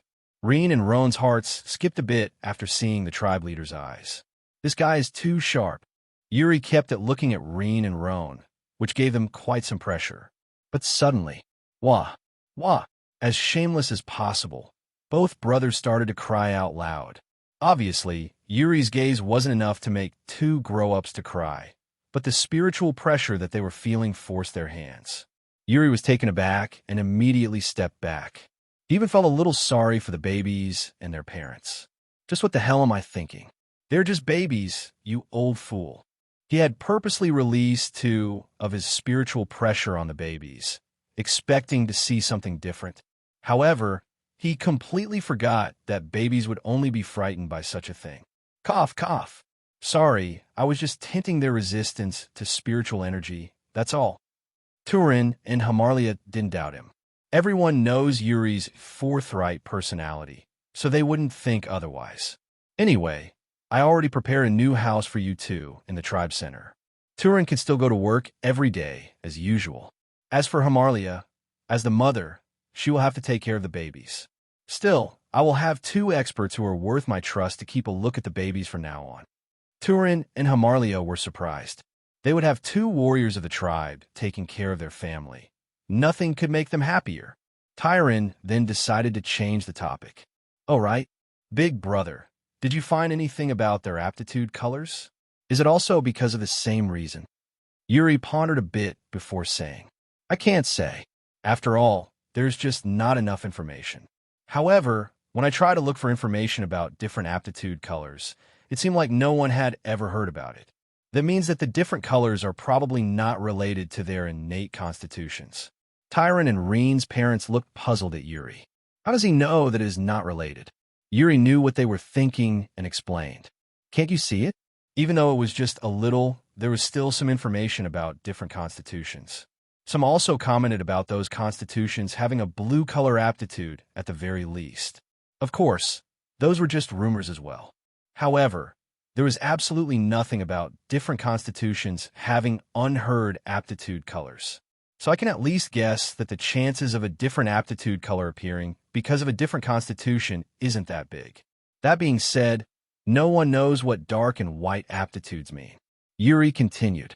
In fact, I'm more inclined to believe that the reason Rean and Roan have a constitution is because of those black and white colors, not the opposite. Rean and Roan were impressed with Yuri's view. He was spot on. They, too, believe that their so-called body constitutions are because of the white and black light connecting their souls with those threads, definitely not the opposite. The rest could only nod. There were no guarantees, but they had to admit that Yuri's conjecture made a lot of sense. The two sides then talked for a while longer about a few conditions and rules. After that, Turin and Hamarlia left, leaving only Tyron and Yuri behind.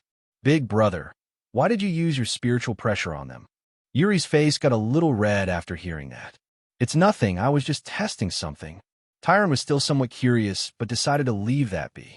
He went away a few moments later too, and now, only Yuri was left in the room. He looked at the direction where Rean and Roan's parents went before sighing. I'm probably imagining things.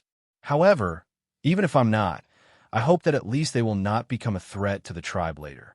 At the time when Yuri talked to his brother and Rean's parents, he kept paying attention to the twins.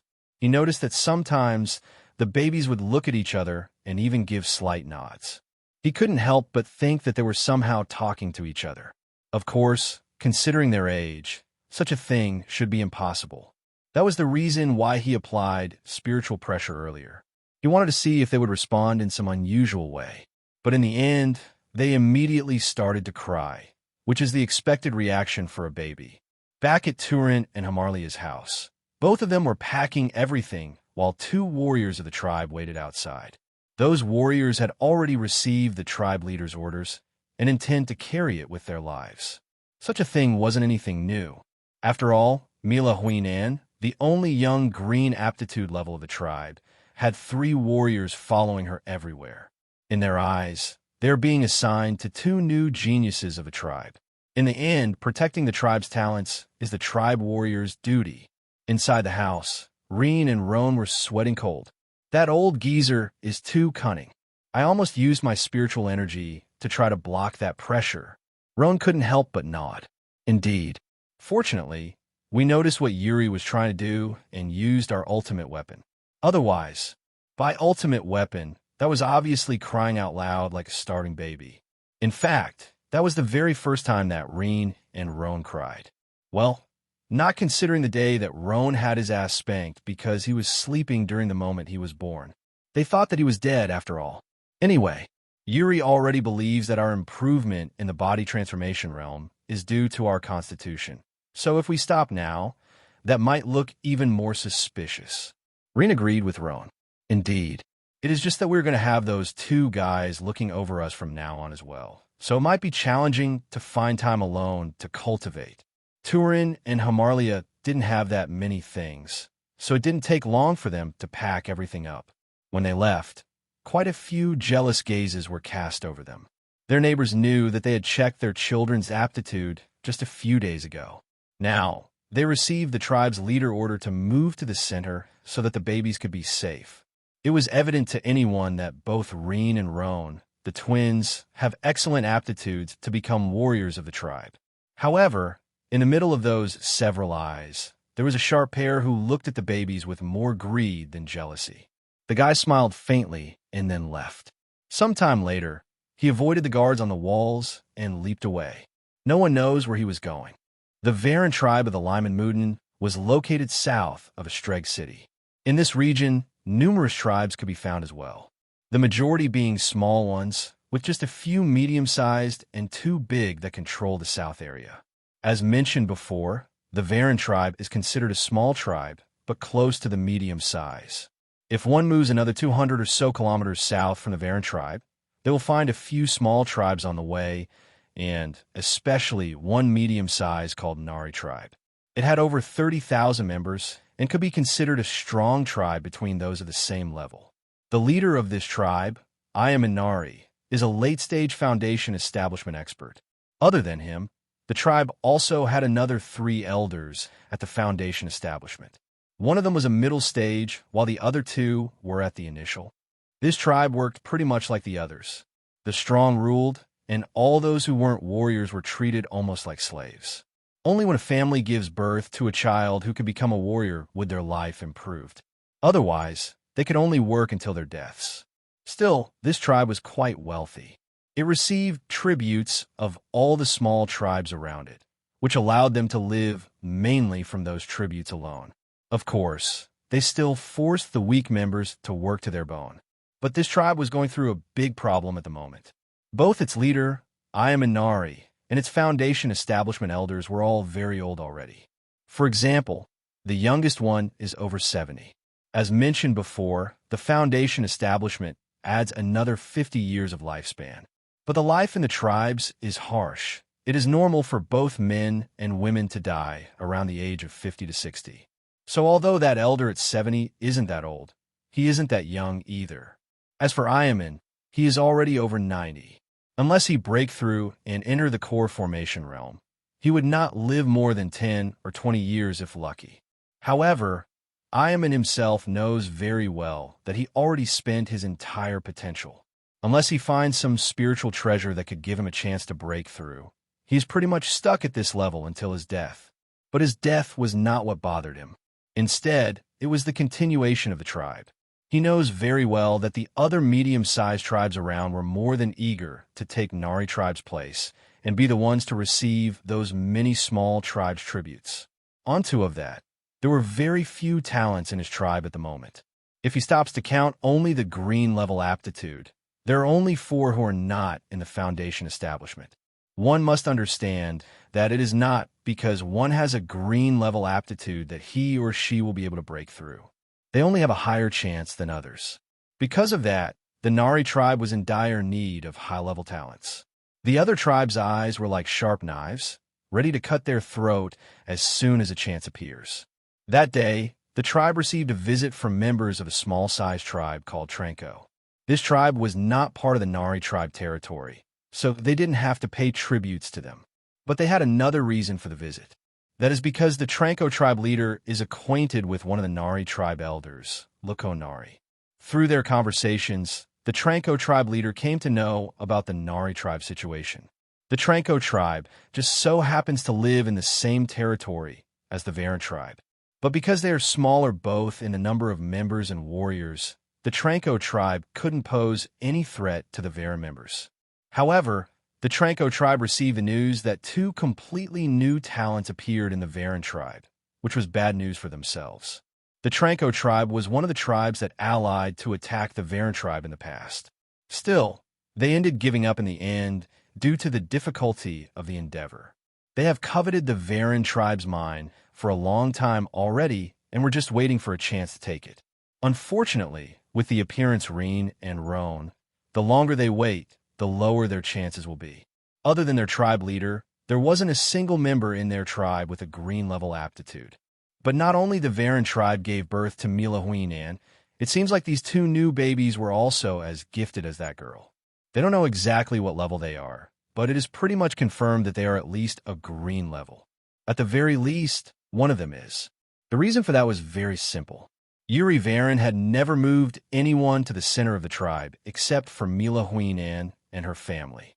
All the other members who wished to live in the center had to conquer it with their own hands. For him to do that again, it could only mean that those two, or at least one of them, definitely has a green level aptitude. The Nari tribe is in dire need of talents, and the Tranko tribe needs to get rid of those talents. It was a win-win situation.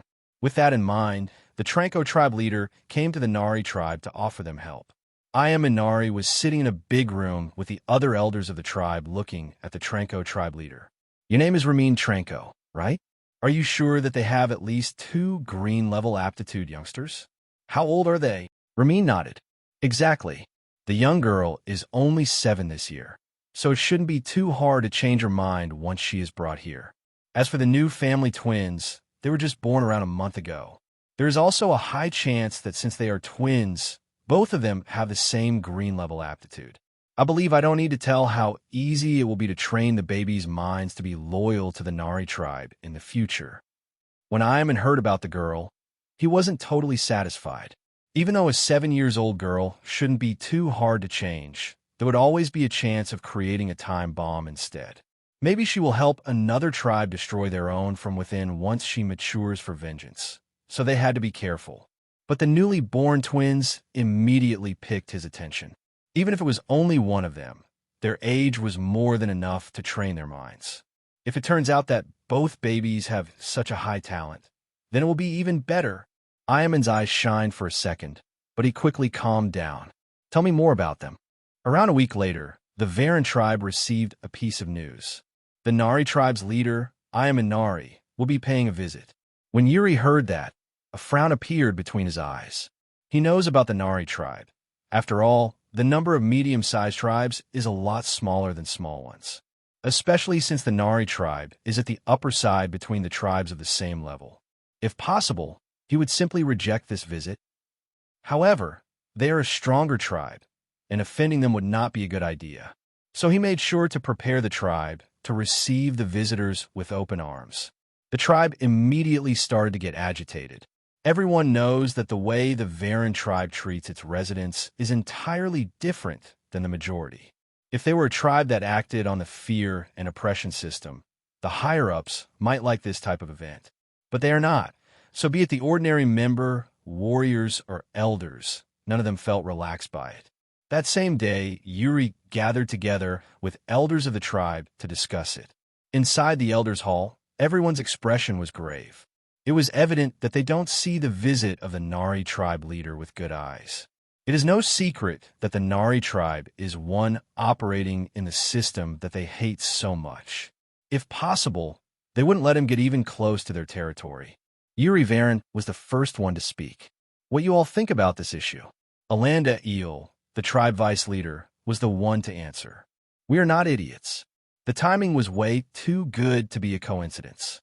We had just found 2 new talents, and suddenly, Ayaman Nari decided to come. It doesn't matter how I see it, he definitely expects us to hand over the lark's babies. Tyrant immediately shook his head. Then he can keep dreaming. It is hard for a tribe to give birth to talents of the green level or above. Although Rean and Roan's aptitudes can't be described with common sense, everything indicates that they are no worse than Milahuinan. As long as we groom them correctly, we might get at least one foundation establishment realm in the future. Perhaps even 3. How can we simply give them away? Another elder with sharp eyes then commented. That is not the real problem here. Considering the distance and relations between our tribes, they shouldn't have known about Rean and Roan. I believe you all know what that means, right? Yuri Varen and the other elders narrowed their eyes.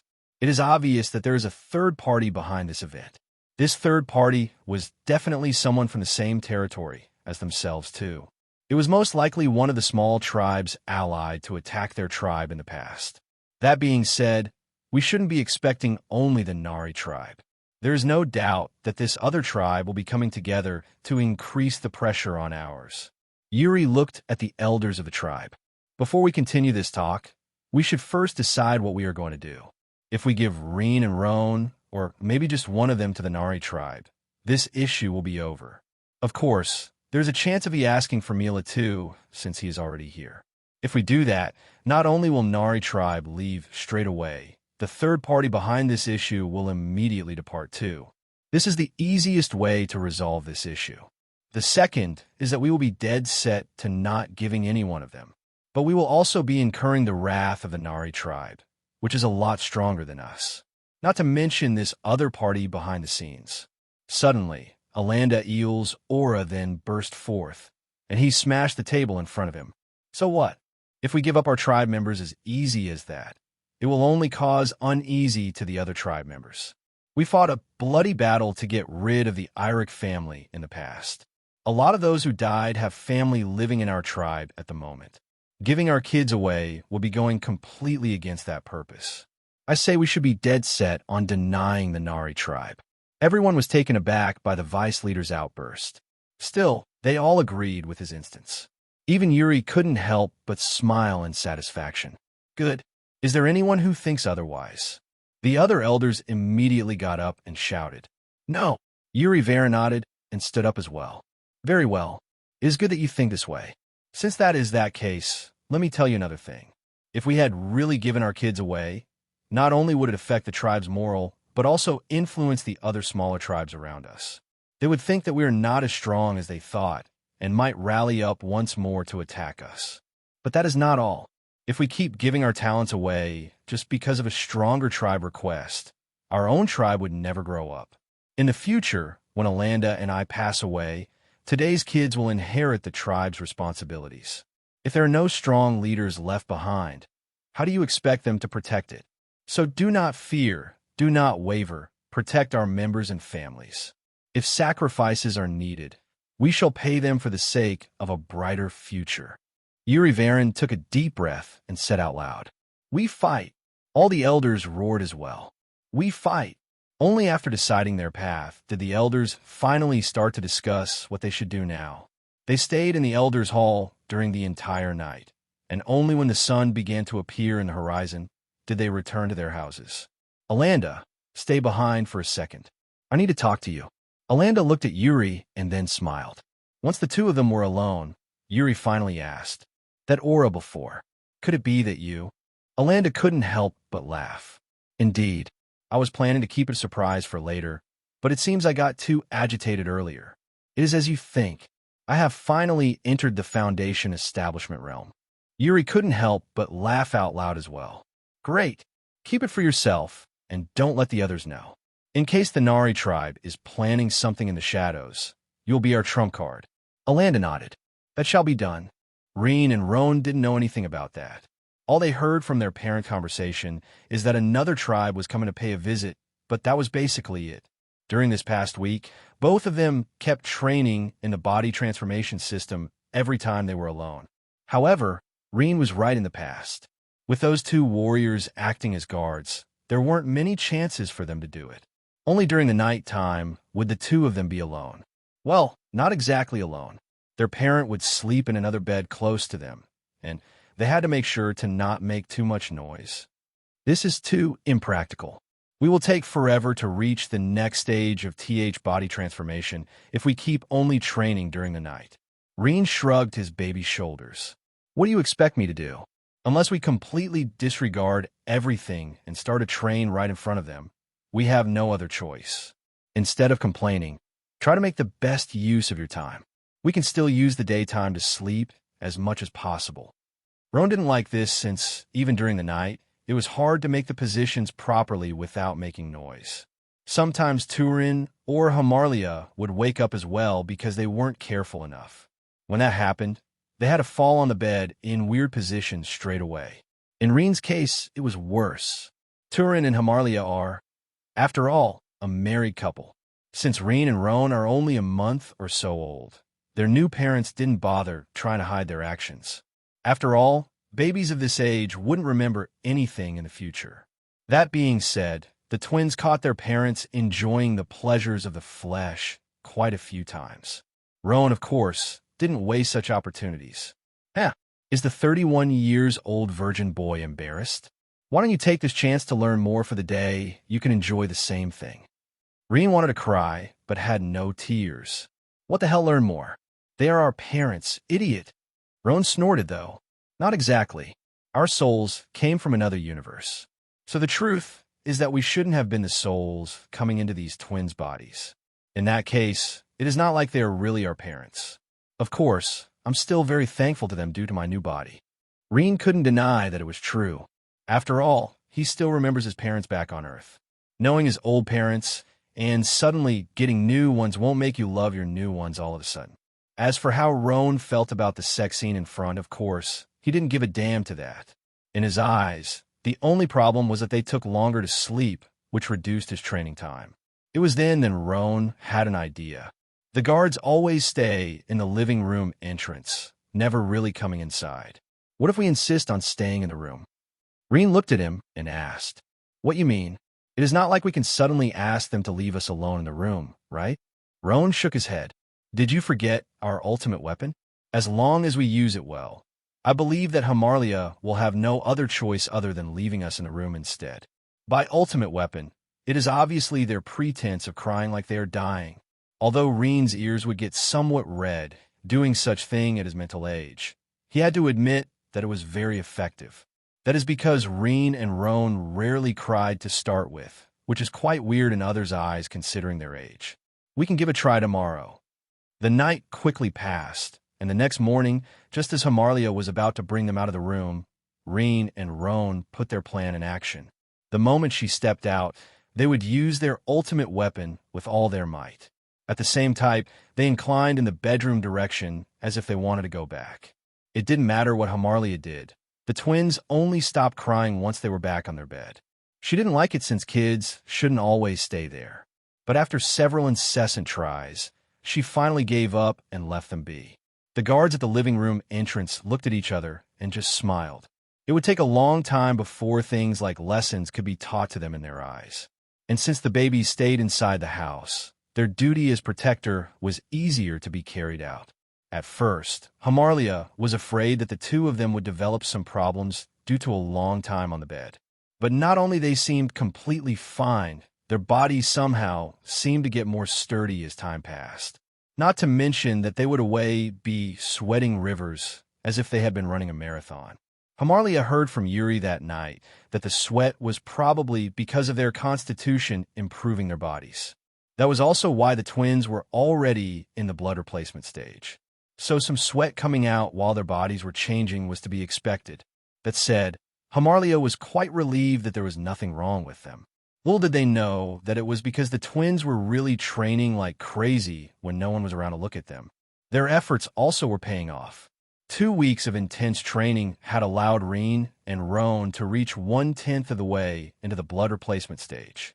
One must remember that their parents were already far ahead, 20 years old. They started to practice the body transformation system when they were only 5 years old. But even after so many years, Turin is still in the 3rd stage while Hamarlia is in the 2nd. Reaching 1/10 of the blood replacement stage in just 2 weeks is unbelievable fast. Finally, 2 weeks went by. Today, was the day that Ayamanari would come. The elders of the tribe were already at the entrance, waiting for his visit too. When the sun reached halfway to the highest point in the sky, Yuri noticed some movement in the distance. At first, it was just a blur, but soon, everyone was able to see the group. One of them carried a flag that represented their tribe too. That's the Nari tribe's flag. They finally arrived. However, Yuri narrowed his eyes. That is because he could see another flag on the side as well. I see. So was the Tranko tribe who told them about Rean and Roan. It really seems like there are a few spies inside our tribe. However, that is a problem to be resolved later. First, they have to deal with the Nari and Tranko tribe group in front of them. Soon, the two tribes in the distance arrived at the Rean tribe's entrance. Yuri then looked around and could see over 100 warriors. A lot of them were in the middle stage of the energy gathering, with even some at the advanced. As for peak stage, he could only feel 2. The rest were all at the early stage. As for foundation establishment, it seemed like the Nari tribe brought 2. One was Ayamanari himself, who is at the advanced stage. The other one is an elder of their tribe who is at the initial stage. In the Tranko tribe's case, only their leader was in the foundation establishment, who was in the initial stage. He was obviously Rean Tranko. Yuri then stepped forward and bowed. Welcome. It is a surprise to see that the Nari tribe came to pay us a visit. Even more surprising is to see that the Tranko tribe is here as well. I didn't know that your two tribes were on friendly terms. Ayaman laughed out loud. It is true indeed. Since this is not our territory, I asked them to guide us in this place. I hope the Rean tribe leader won't mind it. Ayaman looked at the Rean tribe's entourage and snorted inside. Only a single foundation establishment. It should be easy. Is tribe leader Yuri not inviting us inside? Yuri smiled and then turned around. Open the gate. Let our guests come in. Yuri then guided everyone to the elders' hall, where a banquet had been prepared for them. In fact, the Rean tribe wouldn't waste money on such things, but today was a special occasion. The elders chatted and drank to their heart's content. Ayamanari wasn't afraid of them being poisoned. First of all, it would be hard to find a poison that could work on his level. As for his subordinates with low-level cultivations, the majority was ordered to not drink or eat anything. Rean Tranko also did the same thing with his side. The situation continued like that all day long until nighttime. Finally, only the elders of each tribe was left inside the hall so that they could talk about the real intention of their visit. Ayaman did not meddle over the words and went straight to the point. I heard that your tribe gave birth to 2 boys with exceptional talent. Tribe leader Yuri, I wonder if that is true. Yuri's eyes narrowed. It's here. He then started to laugh out loud. Ha ha ha. How could that be? Compared to Nari tribe's talents, what could a small tribe like ours do? They are just average, not worth of tribe leaders' concerns. Nari tribe has almost enough members to become a big tribe. As long as a core formation elder appears, the Nari tribe will soar in the skies. Rean Tranko heard that and gave his peace. You are being too humble, tribe leader Yuri. It is extremely difficult for green-level talents to appear. Even in my entire tribe, the only one with a green-level aptitude is myself. Tribe leader Yuri should be prouder of himself. Yuri knew that it was all a pretense, so he just followed the flow. Tribe leader Rean is too courteous. It was then that Yuri used his trump card. All right. The reason that our tribe can have so many talents is just because of the way that our members are treated. That's all that is to it. Anyone who follows the same system as us would soon see a spurt of talents appearing in their rankings too. Ayaman and Rean were taken aback. Is he saying that he can increase the number of talents that appear in his tribe? But how is that possible? Ayaman couldn't help but ask. As for Rean and Roan, he decided to talk about that later. Could tribe leader Yuri explain what he meant? Yuri knew that he hooked the fish and then explained. Oh, it is nothing much.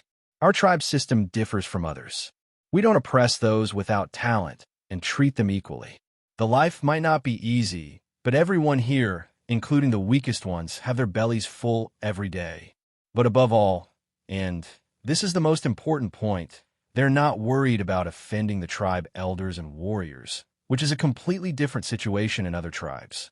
Their hearts are tranquil, their bellies are full, and they have the support of the other members. Not to mention that, although it is small, they receive a payment for their work. So when a merchant stops by to buy our ores, some of them even buy a few cultivation resources with it. Thanks to that, the mothers can generate better-nourished kids in their wombs. And with a tranquil heart, the mother's bad feelings won't impact the baby in her belly either. Try to think like this. In other tribes, a mother will be poorly nourished during the entire pregnancy. Also, she would always be worried about how her family will sustain a new kid if they can do that at all. Such worries plus the fear of other things in such tribes also severely impacts the gestation. Just how can you expect a baby from such a mother to have high aptitude? That is ridiculous. Yuri continued. Around 10 years ago, we noticed an increase in the number of brown or higher aptitude members that appear in our tribe. Looking at it, we noticed that the new babies were all bigger and healthier at birth. Soon, we came to understand that what was just the hope of living happy lives had led the tribe to generate a lot more talents than any other. Can you imagine how happy we were when we noticed it? Ayaman narrowed his eyes. From what he is saying, no one in their tribe is afraid of the tribe elders and warriors. In his eyes, such a notion is ridiculous. And what with this thing about paying the workers? If you have no talent, then it should be your honor to work for those who have it. Why should they receive any payment? He couldn't help but feel like he was being fooled. Rean Tranco already knew about how the Varan tribe treated its residents, since he had spies in this here. Still, this was the first time hearing about this increasing of talents. Yuri obviously noticed that. It seems like tribe leaders Ayaman and Rean are doubting my words. Ayaman immediately smiled after hearing that. How could that be? Tribe leader Yuri is a man of virtue. However, it is indeed very hard to accept your words. Rean Tranco suddenly frowned. He understood that those words just now showed that Ayaman Nari was really interested in this increase in the number of talents method. Haha, surely, tribe leader Yuri is jesting. How could a tribe without internal competition possibly give birth to a higher number of talented kids? Isn't this just a mistake? Or maybe it was just lucky. Yuri smiled back and then said, of course there is internal competition. But this competition is only between those with an aptitude to become warriors. Also, we constantly allow them to go out and temper themselves against the demon beasts. We use several different sets of rules for their improvement as well.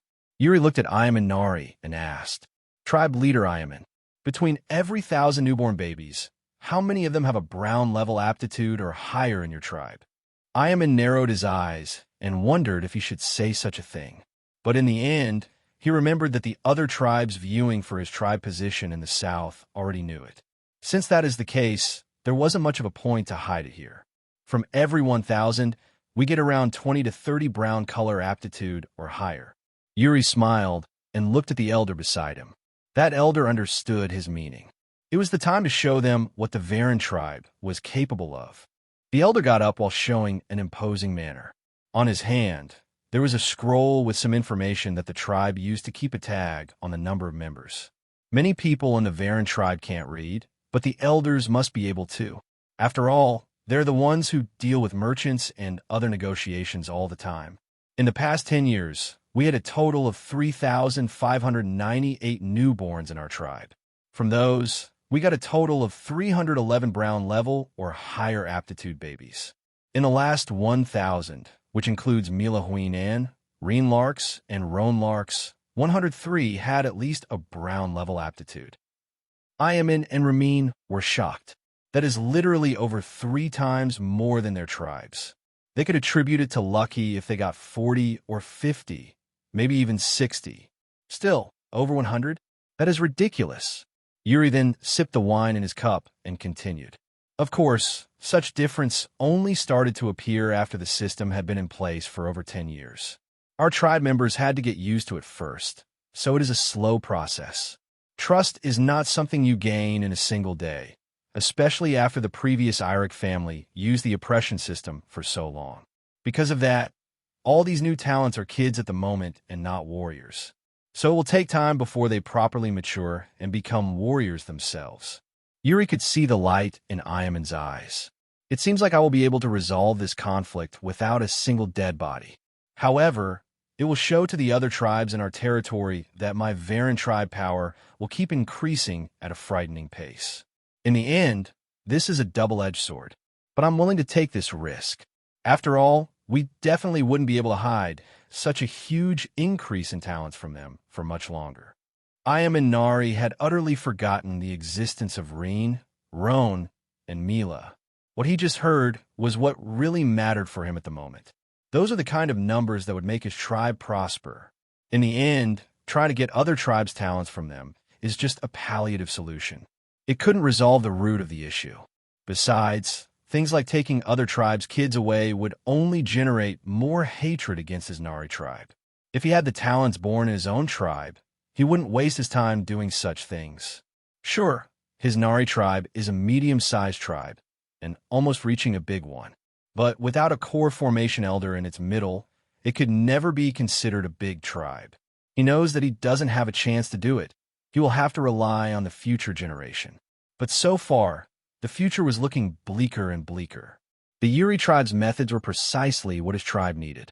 But soon, he noticed a huge problem. For a tribe of the size of my own, just how many years would it take for such a system to make an effect? He was right. At this very moment, the Nari tribe is entirely operated on the oppression system. Other than the warriors who were lucky to be born with a high enough aptitude, all the rest are treated like slaves. Just how could he force a new method of all of a sudden? First of all, most of his warriors are already used to using the commoners as they wish. It could even be considered part of their beliefs that they are superior.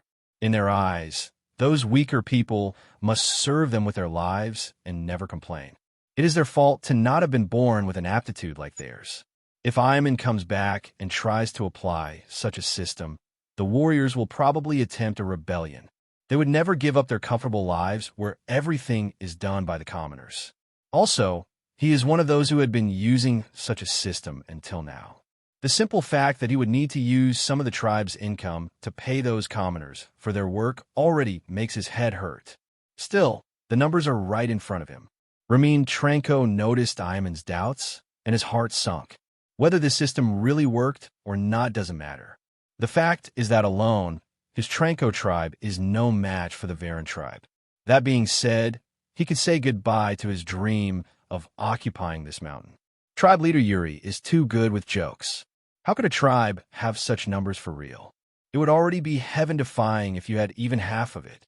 Tribe leader Ayaman, there is no way that those numbers are true. Ayaman narrowed his eyes. Although he thinks that it might be true, the chances of being a lie are also not small. But before he could even say anything, Yuri laughed out loud.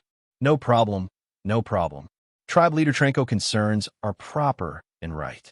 How could you simply believe in some papers and numbers, right? Even I would be doubtful if I was in your skins. Yuri then extended an invitation. Tribe leaders Ayaman and Tranko, why don't you stay here for the night? Before you even arrived, I already passed down my orders. Tomorrow morning, all the kids between 0 and 10 years old with brown or higher aptitude will attempt the aptitude orb once more in front of you. If you wish, you can even use an aptitude orb from your own tribes. I won't mind. Ramin Tranko opened his mouth wide. Isn't he afraid that both his group and Ayamans would use this opportunity to cause havoc? They have a total of 3 foundation establishment cultivators, while the Varen tribe has only 1. If they used this chance to cause a big blow, they would have little chance of stopping them. But it was then that he understood one problem. Ayamanari is genuinely interested in this. If he tries to intervene, he might be the one being killed by the Nari tribe instead. Yuri Varen obviously noticed the Nari tribe's problem from the very start. First of all, why would they come to try to take Rean, Roan, and Molly if they didn't need more talents? Yuri struck right at the heart of the Nari tribe's problems. Ayaman looked at the other Foundation establishment elder and a few high-ranked members. After exchanging a few spiritual sense messages between each other, they nodded. Very well. We will be troubling tribe leader Yuri to prepare a place for us to stay this night. Yuri laughed once more. How could it be a problem? The Nari tribe is more than welcome.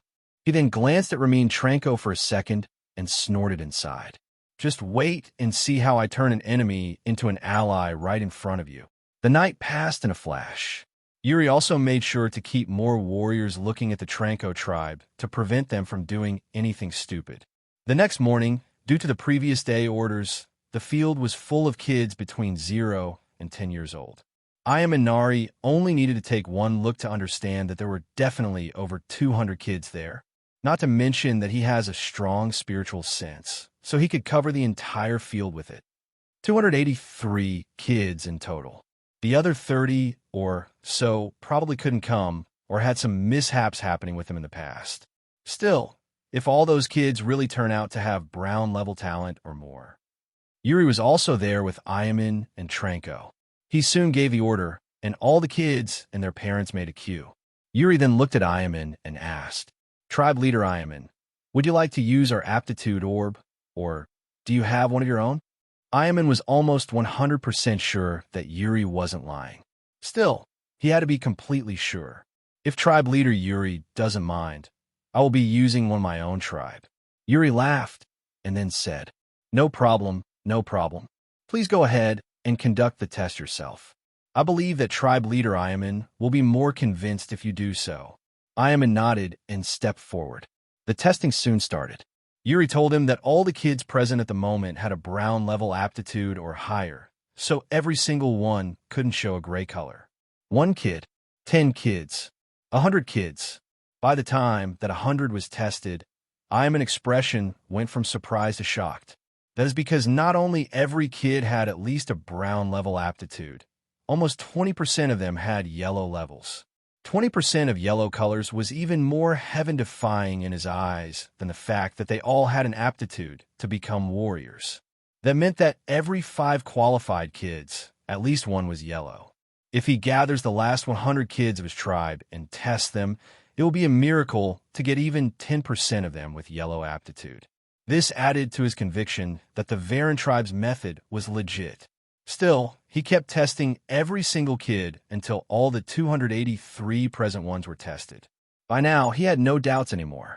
Even if he extrapolates and says that this number was all due to luck, the number of yellow color aptitude would be too much. Yuri patted Ayaman's shoulder and smiled at him. "What you say, tribe leader Ayaman? Would you like to talk more about our tribe's method of raising talents?" Ayaman's eyes shined, and he immediately nodded. "Definitely. By the way, I did not see Mila, Rean, or Roan." Yuri shrugged his shoulders and said, "What is the point in bringing them out? Tribe leader Ayaman already knows about their aptitude levels, so it would be pointless to test them again. Besides, it is not that I don't trust tribe leader Ayaman, but we have to prevent any mishaps from happening with our top talents." Ayaman did not press the topic. He knew that he would have done the same thing if he was in Yuri's place. All the residents were sent back to their homes, and Yuri gathered with the Tranko and Nari tribe in the Elders' Hall. Rami and Tranko knew that there is no way that the Nari tribe will take the kids from the Rean tribe anymore. Ayaman definitely needed the Rean tribe's help in the future if he wants to implement the same or at least a similar system. Primarily because the Nari tribe used the oppression system for a very long time, so they would have great barriers implementing it now. Preventing a rebellion when implementing a new system, changing the heart of the commoners and warriors, etc. Ayam and Nari would need the Rean tribe help if he wanted to bring this plan forward. He knows that it will take a long time. Some people will even need to die because of this. Yuri then smiled and agreed to help. That is, of course, not a problem. But tribe leader Ayaman should understand that this is a very long process. Tribe leader Ayaman himself will need to change your way of thinking. In the eyes of your subordinates, I can see that they, too, don't feel very pleased with the idea of stopping using the commoner as slaves. Ayaman nodded, but this is the chance that his tribe, which had already used all its potential, to prosper even more. He and the other elders know very well that it wouldn't take long before they start to decline. Not to mention that the tribes around were just biding their times, waiting for this opportunity. I understand that helping my Nari tribe with this endeavor will spend a lot of the Rean tribe's resources. So in exchange, my Nari tribe is willing to make an alliance with the Rean tribe. If you need the help of our warriors in the future, please send us a message. I can't guarantee much, but I'm sure that small tribes will be no problem anymore. While saying that, He purposely glanced at the Tranko tribe leader, Ramin Tranko. Yuri understood his intention and just laughed. Good. Then our alliance is now settled. Yuri turned to one of the elders of his tribe and said, Elder Niall, please spread the news.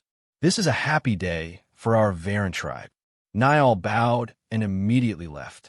He would make sure that all the small tribes around would know about this. Ramin Tranko knew that there was no point in staying here anymore, so he decided to leave first. He bid farewell to Yuri Varen, and his tribe members made their way out of the Varen tribe. But on the way, Ramin Tranko glanced at one of his subordinates. The man understood his meaning and disappeared like a shadow. Even the warriors accompanying the Tranko tribe didn't notice it. Back in Alark's family house, Roan and Rean were once again sweating rivers. At the same time, they kept the posture of the body transformation system. They didn't know about anything that was happening in the tribe, nor did they care about it. Suddenly, Rean and Death narrowed his eyes. Killing intent. Rean and Death had guided souls for countless years. It is hard, or better, it is almost impossible to imagine a type of death that Rean hasn't seen back in his home universe. Obviously, murder was well within his scope. With that kind of job, he had long since developed a kin sense for killing intent. It reached a point that if the intention was strong enough, he could even see it. Sure enough, this was exactly the case at the moment. Rean could see some kind of red aura spreading around the room. Worst of all, this killing intent was aimed at Rean and himself. What is it? Rean looked at Rean, surprised. You can see it? Rean nodded. What is this red thing? Light? No, there is no shadow. I've never seen anything like this before. And why is it gathering around us? Rean then quickly explained through their soul connection. If he used words, it would take too long. But that soul conversation they can pass large amounts of information in a split of a second. This thing is killing intent. The reason it is gathering on our bodies is that we are the assassination targets. At first, only I was supposed to see it, but it seems like our soul connection through that white and dark light allowed you to see it as well. Judging by the amount of killing intent, this guy is dead set of killing us regardless of the price. Also, since we can already see the killing intent, it means that he is close by. Rean was taken aback. The hell?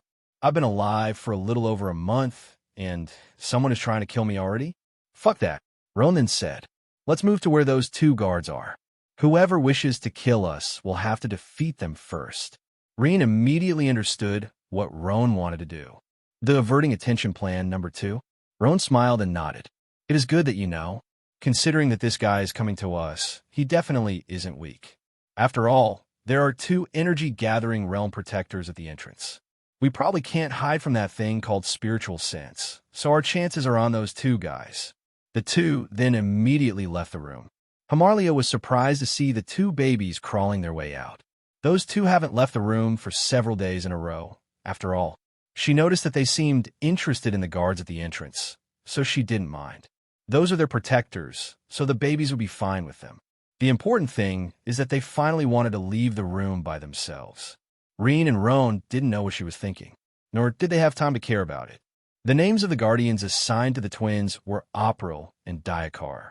Rean and Rean soon reached the legs of the 2 protectors and pretended to play with them. April and Diakar just smiled and let them do as they wished. Suddenly, they felt a spiritual sense pass over them. Still, there should be no need for such a thing to happen here, so they were immediately put on alert. Right after, a shadow jumped out of the corner and attacked. It seemed like the enemy had already found its target. Seeing that, Rean and Rean's protectors were taken aback. They didn't expect someone would try an assassination right in the middle of their tribe. However, they are protectors, and they had received a lot of training during their upbringing. Noticing that the enemy's target was the babies, they immediately jumped forward to block his way. The guy saw the 2 guards and snorted. They might be in the same energy-gathering realm, but he is already at the peak stage. As for April and Diakar, April is at the initial stage while Diakar is in the middle. There is quite a difference between the 2 parties' cultivation. The enemy then gathered spiritual energy in his fist and punched. The spiritual energy blasted forward, immediately pushing the April back. Diakar, was the only one able to resist that wave of spiritual energy. However, he knew that things were not good. The enemy's cultivation was a lot higher than his. He had to do his best just to block the energy wave. April quickly recovered and rushed back, but he had fallen quite a few meters away, so he wouldn't be able to support Diakar straight away. Diakar tried to kick the enemy away, but he was too fast. The enemy lunged to the side and was ready to attack Diakar's flank. Once he finishes Diakar, it will be easy to get rid of April. After that, he just needs to kill the two babies behind Diakar, and he might even have a chance to escape if he is fast enough. But it was then that something unbelievable happened. Right in the place where the enemy dodged Diakar's kick, there were two babies. The problem is the babies were definitely behind Diakar before, so how come they appeared exactly where he needed to step on? The enemy was moving as fast as possible, and the baby's appearance was way too sudden. Hence, the assassin ended stumbling on them. Not only that, but the direction he stumbled to was also perfectly aligned with April's attack. Let alone the assassin. Even Diakar and April were taken aback by that turn of events. It was to the point that it looked like a premeditated action. But how could that be possible? They're just babies, so it could only be said to be a coincidence. Maybe even a heaven's gift. April, obviously, did not lose that chance and attacked with all his might. He might be an initial stage while the enemy is at the peak, but they are still in the same realm. A point-blank attack would definitely cause a lot of damage and probably even kill him. Not to mention that April was playing things safe, deciding to target his body where the heart was located so that he wouldn't miss. But in the very last moment, the enemy rotated his body to the side, making April's attack miss his vital point. However, the fact that he was hit at point-blank didn't change. The assassin was sent flying and crashed on the wall. Several bones of his chest were broken, and some pieces pierced his internal organs. The killer knew that in his condition, he had no chance of leaving the Rean tribe alive anymore. He looked at the babies with hatred in his eyes. If before it was just an assassination mission, now he is taking things personally. Since he can't escape anymore, he will at least bring those babies to hell with him. Rean and Roan noticed that their plan worked. Unfortunately, not as well as they intended. Shit, there is no way the averting attention plan will work on him again. Roan grimaced. He is hurt now. We can only hope that Diakar and April will be able to hold him long enough. Ignoring his injuries, the assassin stomped forward. He already didn't care that such actions would only cause even more damage to his organs. Holding nothing back, he once again sent a blast of spiritual energy. Even though April knew that it was coming, he couldn't help but take several steps back. The difference in cultivation between him and the assassin was too big, after all. Diakar once again tried to counterattack, but to his surprise, the assassin didn't dodge. Their fists hit each other. Not surprisingly, Diakar lost in this exchange, and a few bones of his hand broke straight away. But the assassin wasn't much better. Even though he was able to push Diakar back, he overexerted himself, taking severe damage on his own arm. But that didn't matter. April was pushed back with the first wave of spiritual energy, and Diakar was out of the way as well. All he needed to do, and to kill the babies in front of him, and his mission would be over successfully. Rean and Roan didn't have time to react before a kick imbued with spiritual energy of a peak energy gathering realm cultivator came flying in their direction. No doubt they would die straight away. But it was at this moment that everyone heard a snort. Oomph. Sure enough, that trank eye sent someone behind our backs. Boom. A wave of dust and stone spread after the impact. But surprisingly, Rean and Roan were fine. Right in front of them, an elder they had never seen before was looking at the assassin with a cold expression. As for the kick, it seemed to have encountered a steel wall on the elder's leg. It didn't make the elder even flinch. Impossible. Other than Yuri Rean, the Rean tribe shouldn't have any other Foundation establishment member. Since that is the case, there is no way someone else would be able to stop his all-out kick. He had literally put the max spiritual energy possible in that attack. Even someone at the peak of the energy gathering like him wouldn't dare to stop his attack with their own leg. Sure enough, that elder was none other than Alanda Eel, the newest Foundation establishment elder of the Rean tribe. Yuri Varen had long since predicted the possibility of this situation. Once the third party noticed that the Nari tribe wouldn't help them anymore, they could only kill the kids to prevent further threats. And between the possible targets, the twins were obviously the best ones. After all, they would be together while Mila Huinan was alone. Killing two is several times better than killing only one. There is nothing impossible. I've been at the peak of the energy-gathering realm for a long time, so it's only right and proper that I succeed in my breakthrough. As for your miser attempt, it was fated to fail from the very start. I've been watching you the moment you arrived. If there came a time that the babies were really in danger, I would have come out straight away. Alanda then looked at April and Diakar with a smile on his face.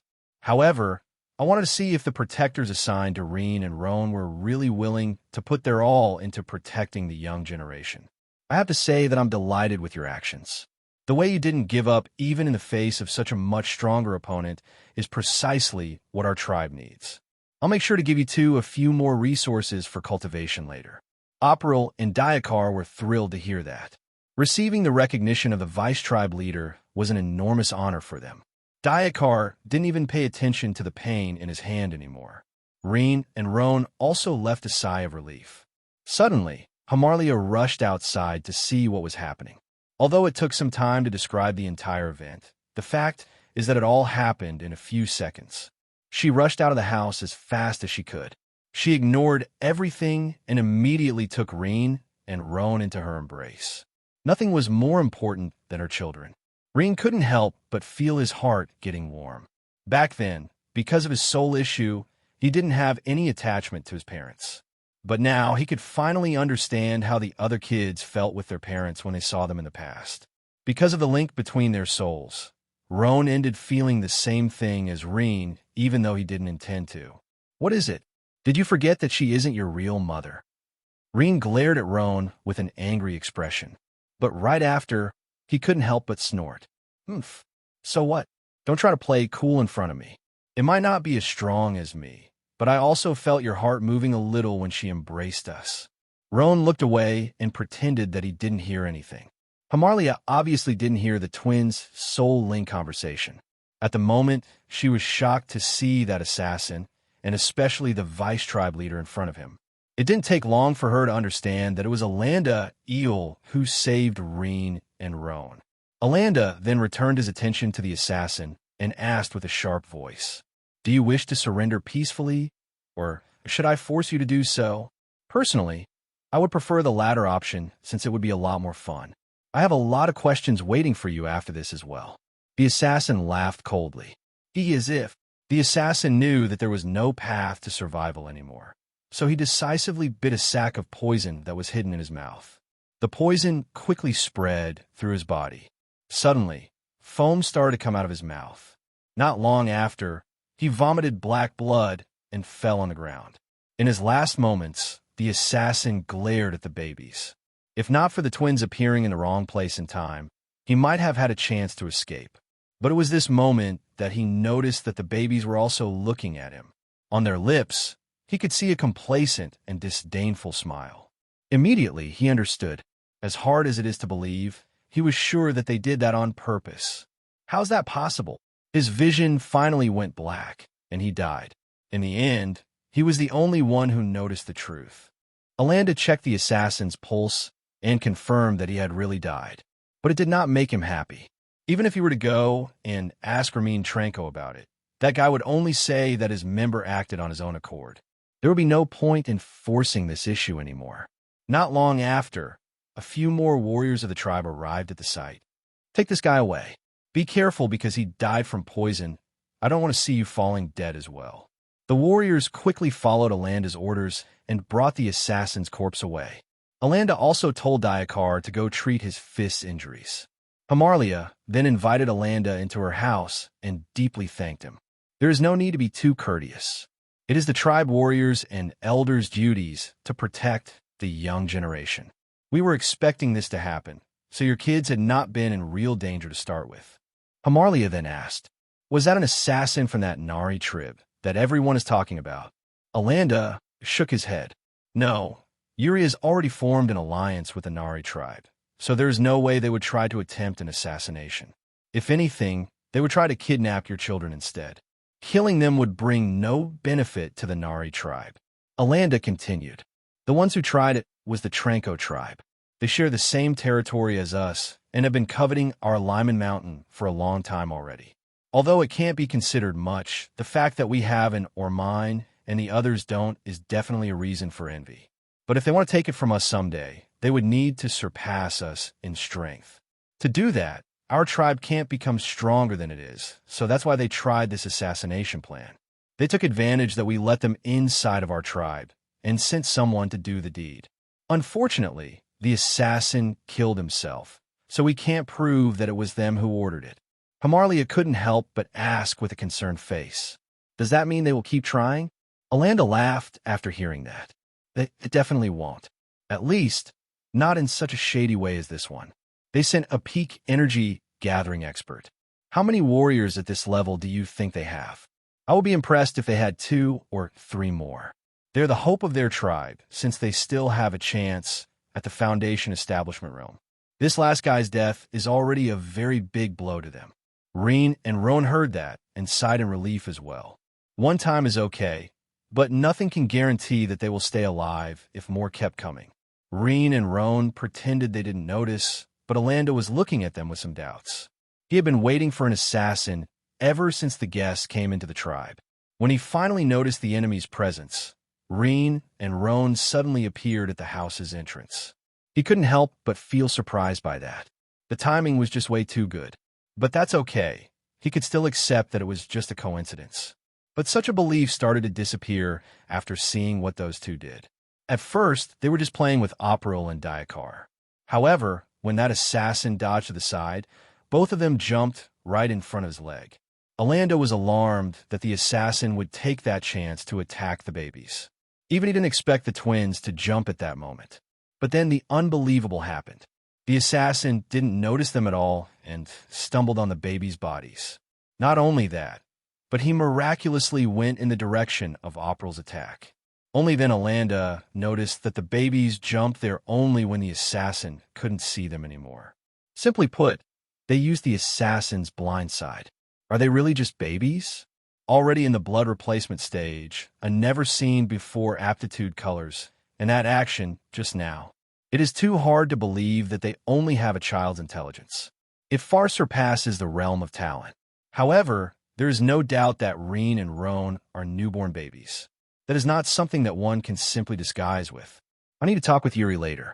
At least, I don't feel like they have any ill intentions against our tribe. Hamarlia noticed that Alanda seemed absent-minded. Is everything okay, Elder? Did you get injured anywhere? Alanda quickly came back to himself. Oh, it's nothing, don't worry. Anyway, it should be safe from now on, so I'll be taking my leave. I will pass by sometimes to check on you and your babies. Hamarlia bowed and thanked the elder. Roan then commented while looking at Rean. We will need to be more careful. We didn't notice Alanda's presence at all, so chances are that he saw our actions today. Probably those extra visits that he plans to take are just to check on us. Rean shook his head. It is okay. I believe that Alanda already understands that we are not as simple as we look like. The fact that he didn't point it out at least means that he doesn't intend to do anything against us for the time being. So if we suddenly become like completely normal babies, it would be even more suspicious instead. You know as well as I do that we wouldn't be able to hide it forever. It is good as long as mother and father don't get too worried. Roan wanted to deny it, but he had to admit that their actions today were too catchy. If Alanda wasn't there, they would have hidden it without a problem, but because he was, their pretense was quite useless.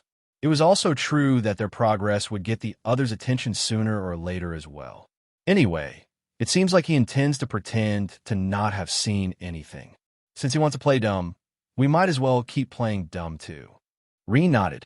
Besides, if he comes to visit us without telling in advance and catch us training with his spiritual sense thing, we wouldn't notice at all. Rean and Roan reached an agreement. Perhaps it is not a bad thing that they were found out. A week quickly went by, and the Nari tribe finally left. Together with them was an elder and a few warriors of the Varen tribe. They were going to the Nari tribe to first take a look at the situation. Only then can they think about a plan of how to implement the Varen tribe system. Ayamanari also guaranteed the elder and warrior's safety. As long as he is alive, his advanced stage of the Foundation establishment realm would be more than enough to stop any foolish ideas from the others. Besides, his other Foundation establishment elder who came with him also saw the results. As an elder of the Nari tribe, he, too, knew very well their tribe's situation. It shouldn't be a problem with both of them to talk with the other elders back in their tribe. At the same time, the news of the Varanari alliance spread like wildfire. All the small tribes around found out about it in just 2 days' time. Of course, the story that was spread talked about the Nari tribe being on friendly terms with them. They would help protect the Varen tribe if they were attacked, but they would not help them attack anyone. Ayamanari also sent some of his warriors on his name to confirm that it was really the case.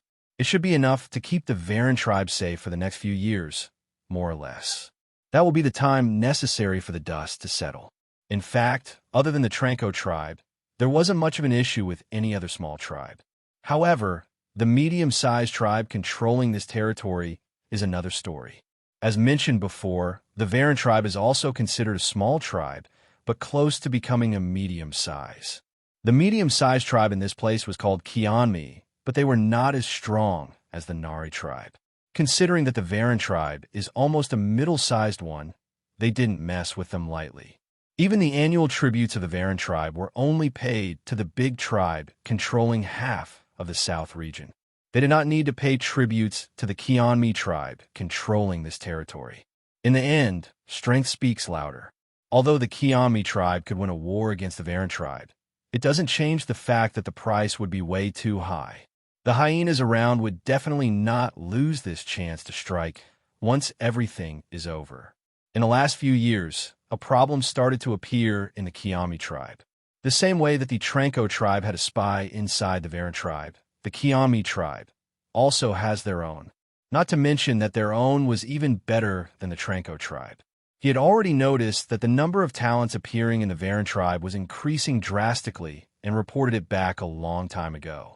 It presented a severe threat to the Kianmi tribe, so their tribe had been thinking about a solution. At first, they thought about allying with the small tribes and get rid of the Varen tribe, but that idea was immediately rejected. First of all, Kianmi is a stronger tribe than Varen, so why would the small tribes help the Kianmi tribe get rid of the Varen tribe? If anything, they would prefer to have the Varen tribe taking their place instead. Other than the Tranco tribe, the majority didn't have any intention to start a war for nothing. Not to mention that the Varen tribe had always counted with their or mine. They had never gone out of their way to cause the small tribes around any trouble. It could be said that although their systems were different, the Varen tribe had quite a good relationship with most of them. The Varen tribe's specialty is their or mine, and the other small tribes had their own specialties as well. The Varen tribe made many trades with those tribes, and they even paid a fair price without ever abusing their higher power. With the reputation that the Varen tribe built over the years, those small tribes would definitely prefer them as the medium-sized tribe controlling this territory. That being said, trying to rally them up against the Varen tribe would most likely backfire on them. Now, with the Nari tribe entering the fray, their situation became even more complicated. In the Kianmi tribe, the elders had gathered to discuss this news about the Nari-Varen alliance. Their tribe leader, Yisvul Kianmi, was looking at the elders with an angry face. Didn't the Nari tribe come to forcefully take away some of the Varen tribe talents? How come they became allies? Can someone explain this to me? One elder called Jamio Kianmi got up and started to talk. Our spy had just come back, so he told me everything he saw during their visit. It seems like the Varen tribe gathered all their youths between 0 and 10 years old. They then had Ayaman Nari test their aptitudes. He said that there were almost 300 kids with brown color aptitude or higher in the field that day. Yisvul was taken aback. That number was absurd. We knew that the number of talents appearing in the Varen tribe was big, but not to this extent. We need to think about something before they get too strong. Another elder then suggested, what about we ask the help of another medium-sized tribe? We can offer them all the spoils after the war is over. As long as we get rid of the Varen tribe, the rest won't matter much.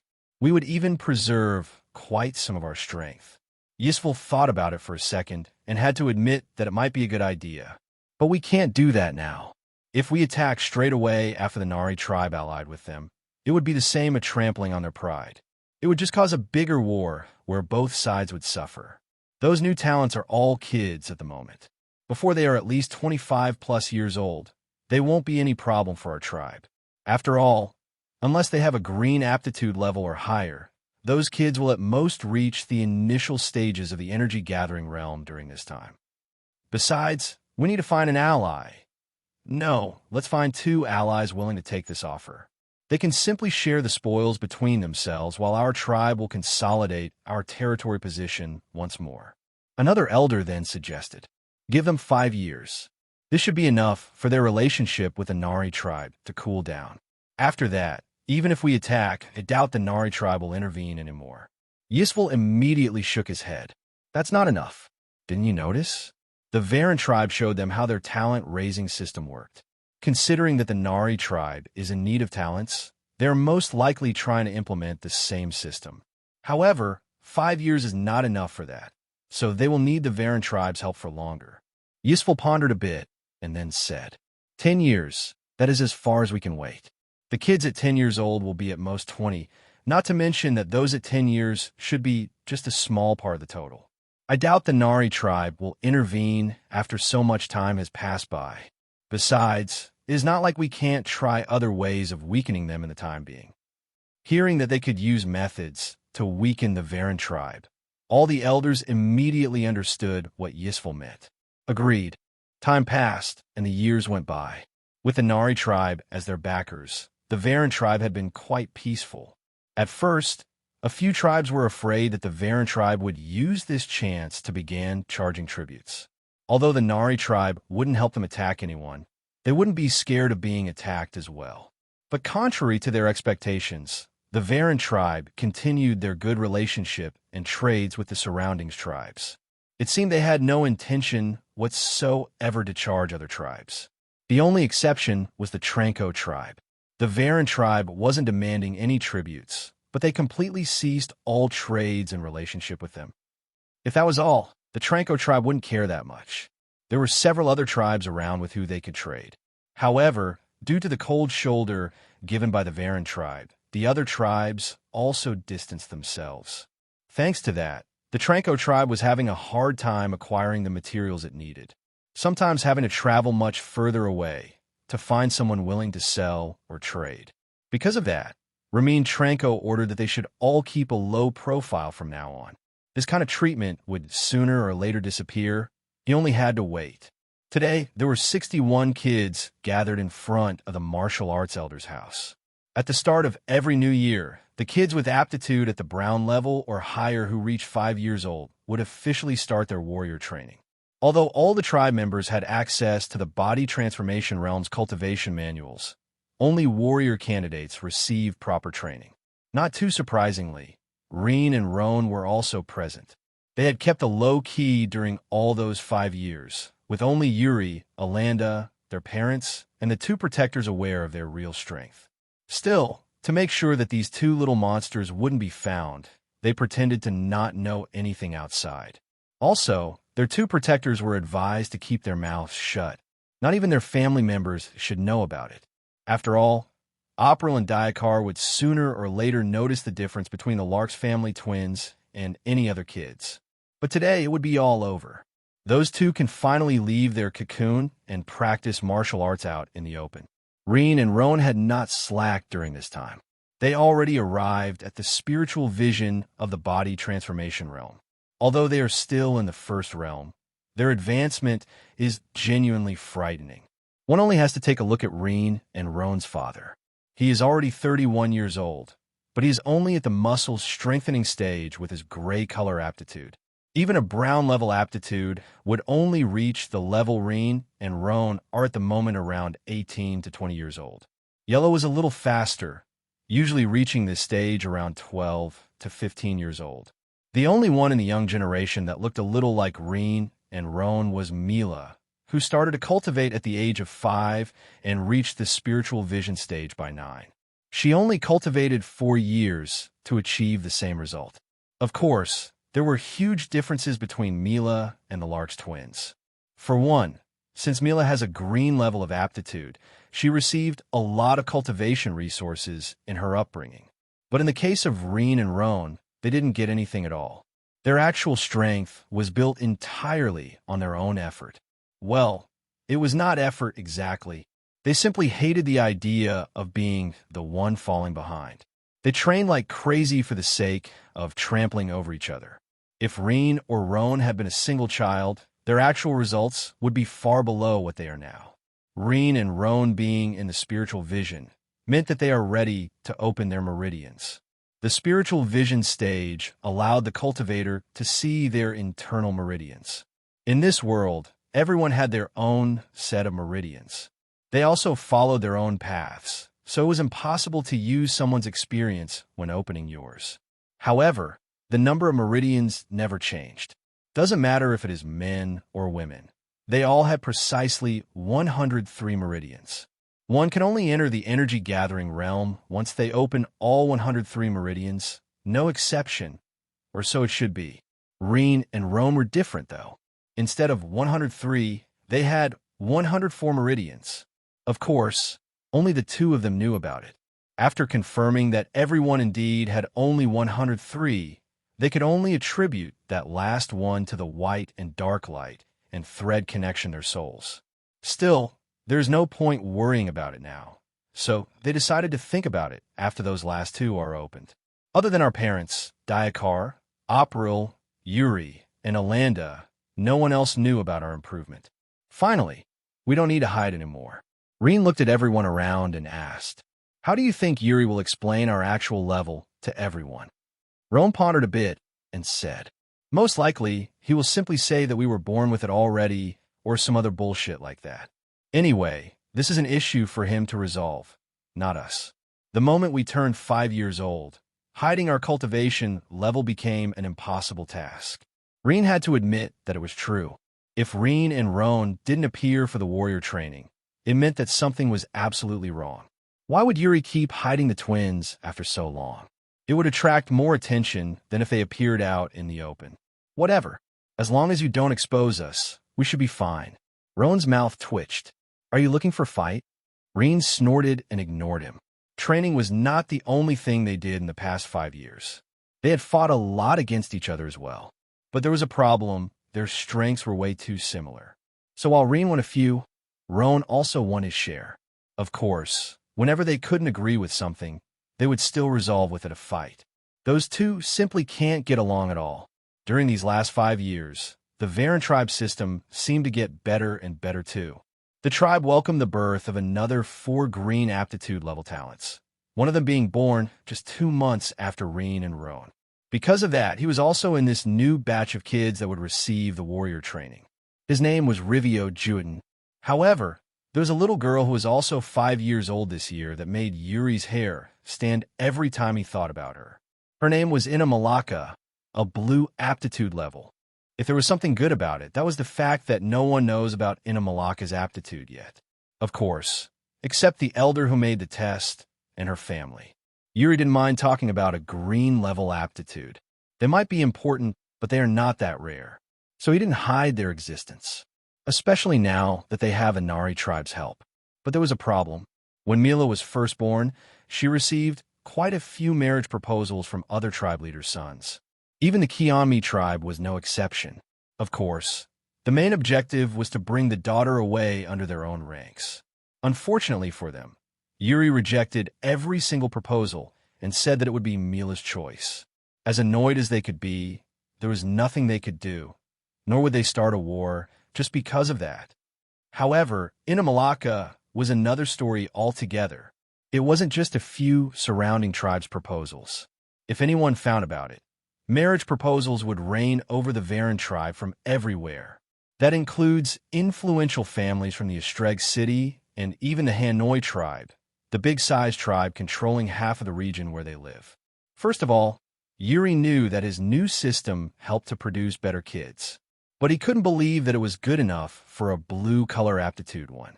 Yuri thought that there's a limit to how good kids from ordinary families could become. The fact that so many green aptitudes appeared was already forcing their own fortune way too much. Yuri even thought about asking for his tribe members to reduce their time making sex. But he soon realized that he wouldn't survive a single day if he suggested such a thing. That being said, he immediately rejected that option. Don't look down on a tribe's libido in a cultivation world. A person should not get involved in these issues for their own safety. Poor Yuri didn't know.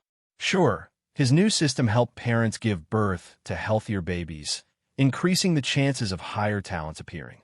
This much was definitely true and would work in other places as well. But just this couldn't possibly bring such a drastic change. The real reason for that was two little guys with white and dark hairs living in his tribe.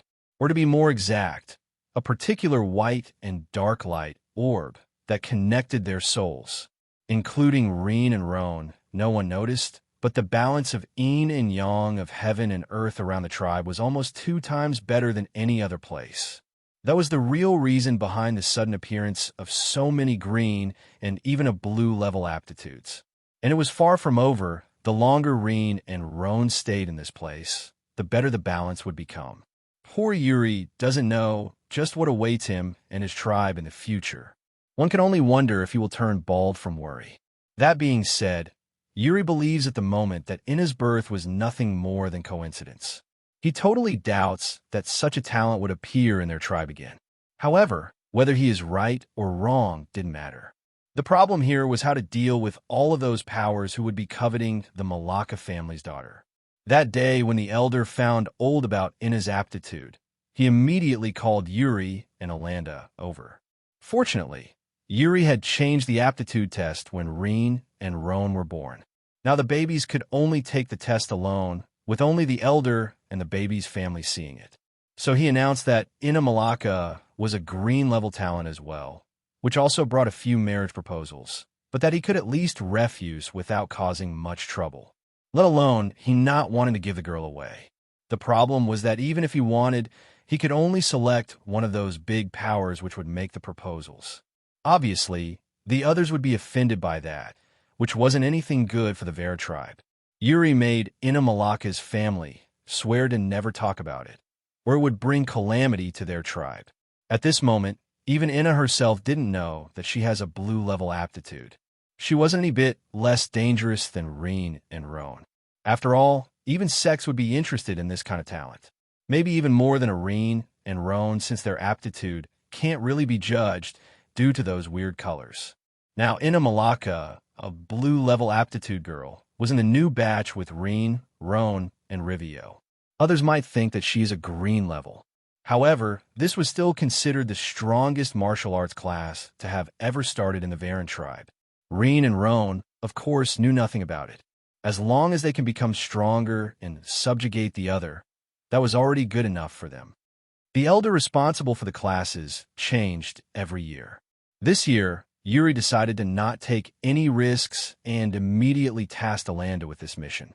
Alanda, of course, was more than willing to do so. 1 green level, 2 monster twins, and a secret blue level. His blood couldn't help but boil just thinking about their future accomplishments. Alanda went to the stage prepared beforehand and spoke. It's good to see so many talents this year. Remember, from now on, you're going to become warriors. I don't care whether you're a boy or a girl. I won't go easy on any one of you. There is no gender when we talk about battle, only victory and defeat. If you wish to protect your tribe, family, and friends, you should put your all into training. Those who I find out to be slacking will be severely punished. At the same time, those who prove to be putting their best effort will be rewarded, regardless of talent. The warriors are the tribe's honor, and it is your honor to be the tribe's warrior. Remember that. By the way, my name is Alanda Eel, a Foundation Establishment Realm cultivator. I'm also the Varen tribe's vice leader. I will be supervising this year's classes and expect you to show the respect necessary. Now, those who I call get up and come forward. We are going to test your elemental affinity. Rean and Roan looked at each other, puzzled. Although they had an idea what it was about due to the name, how come they never heard about an elemental affinity test before?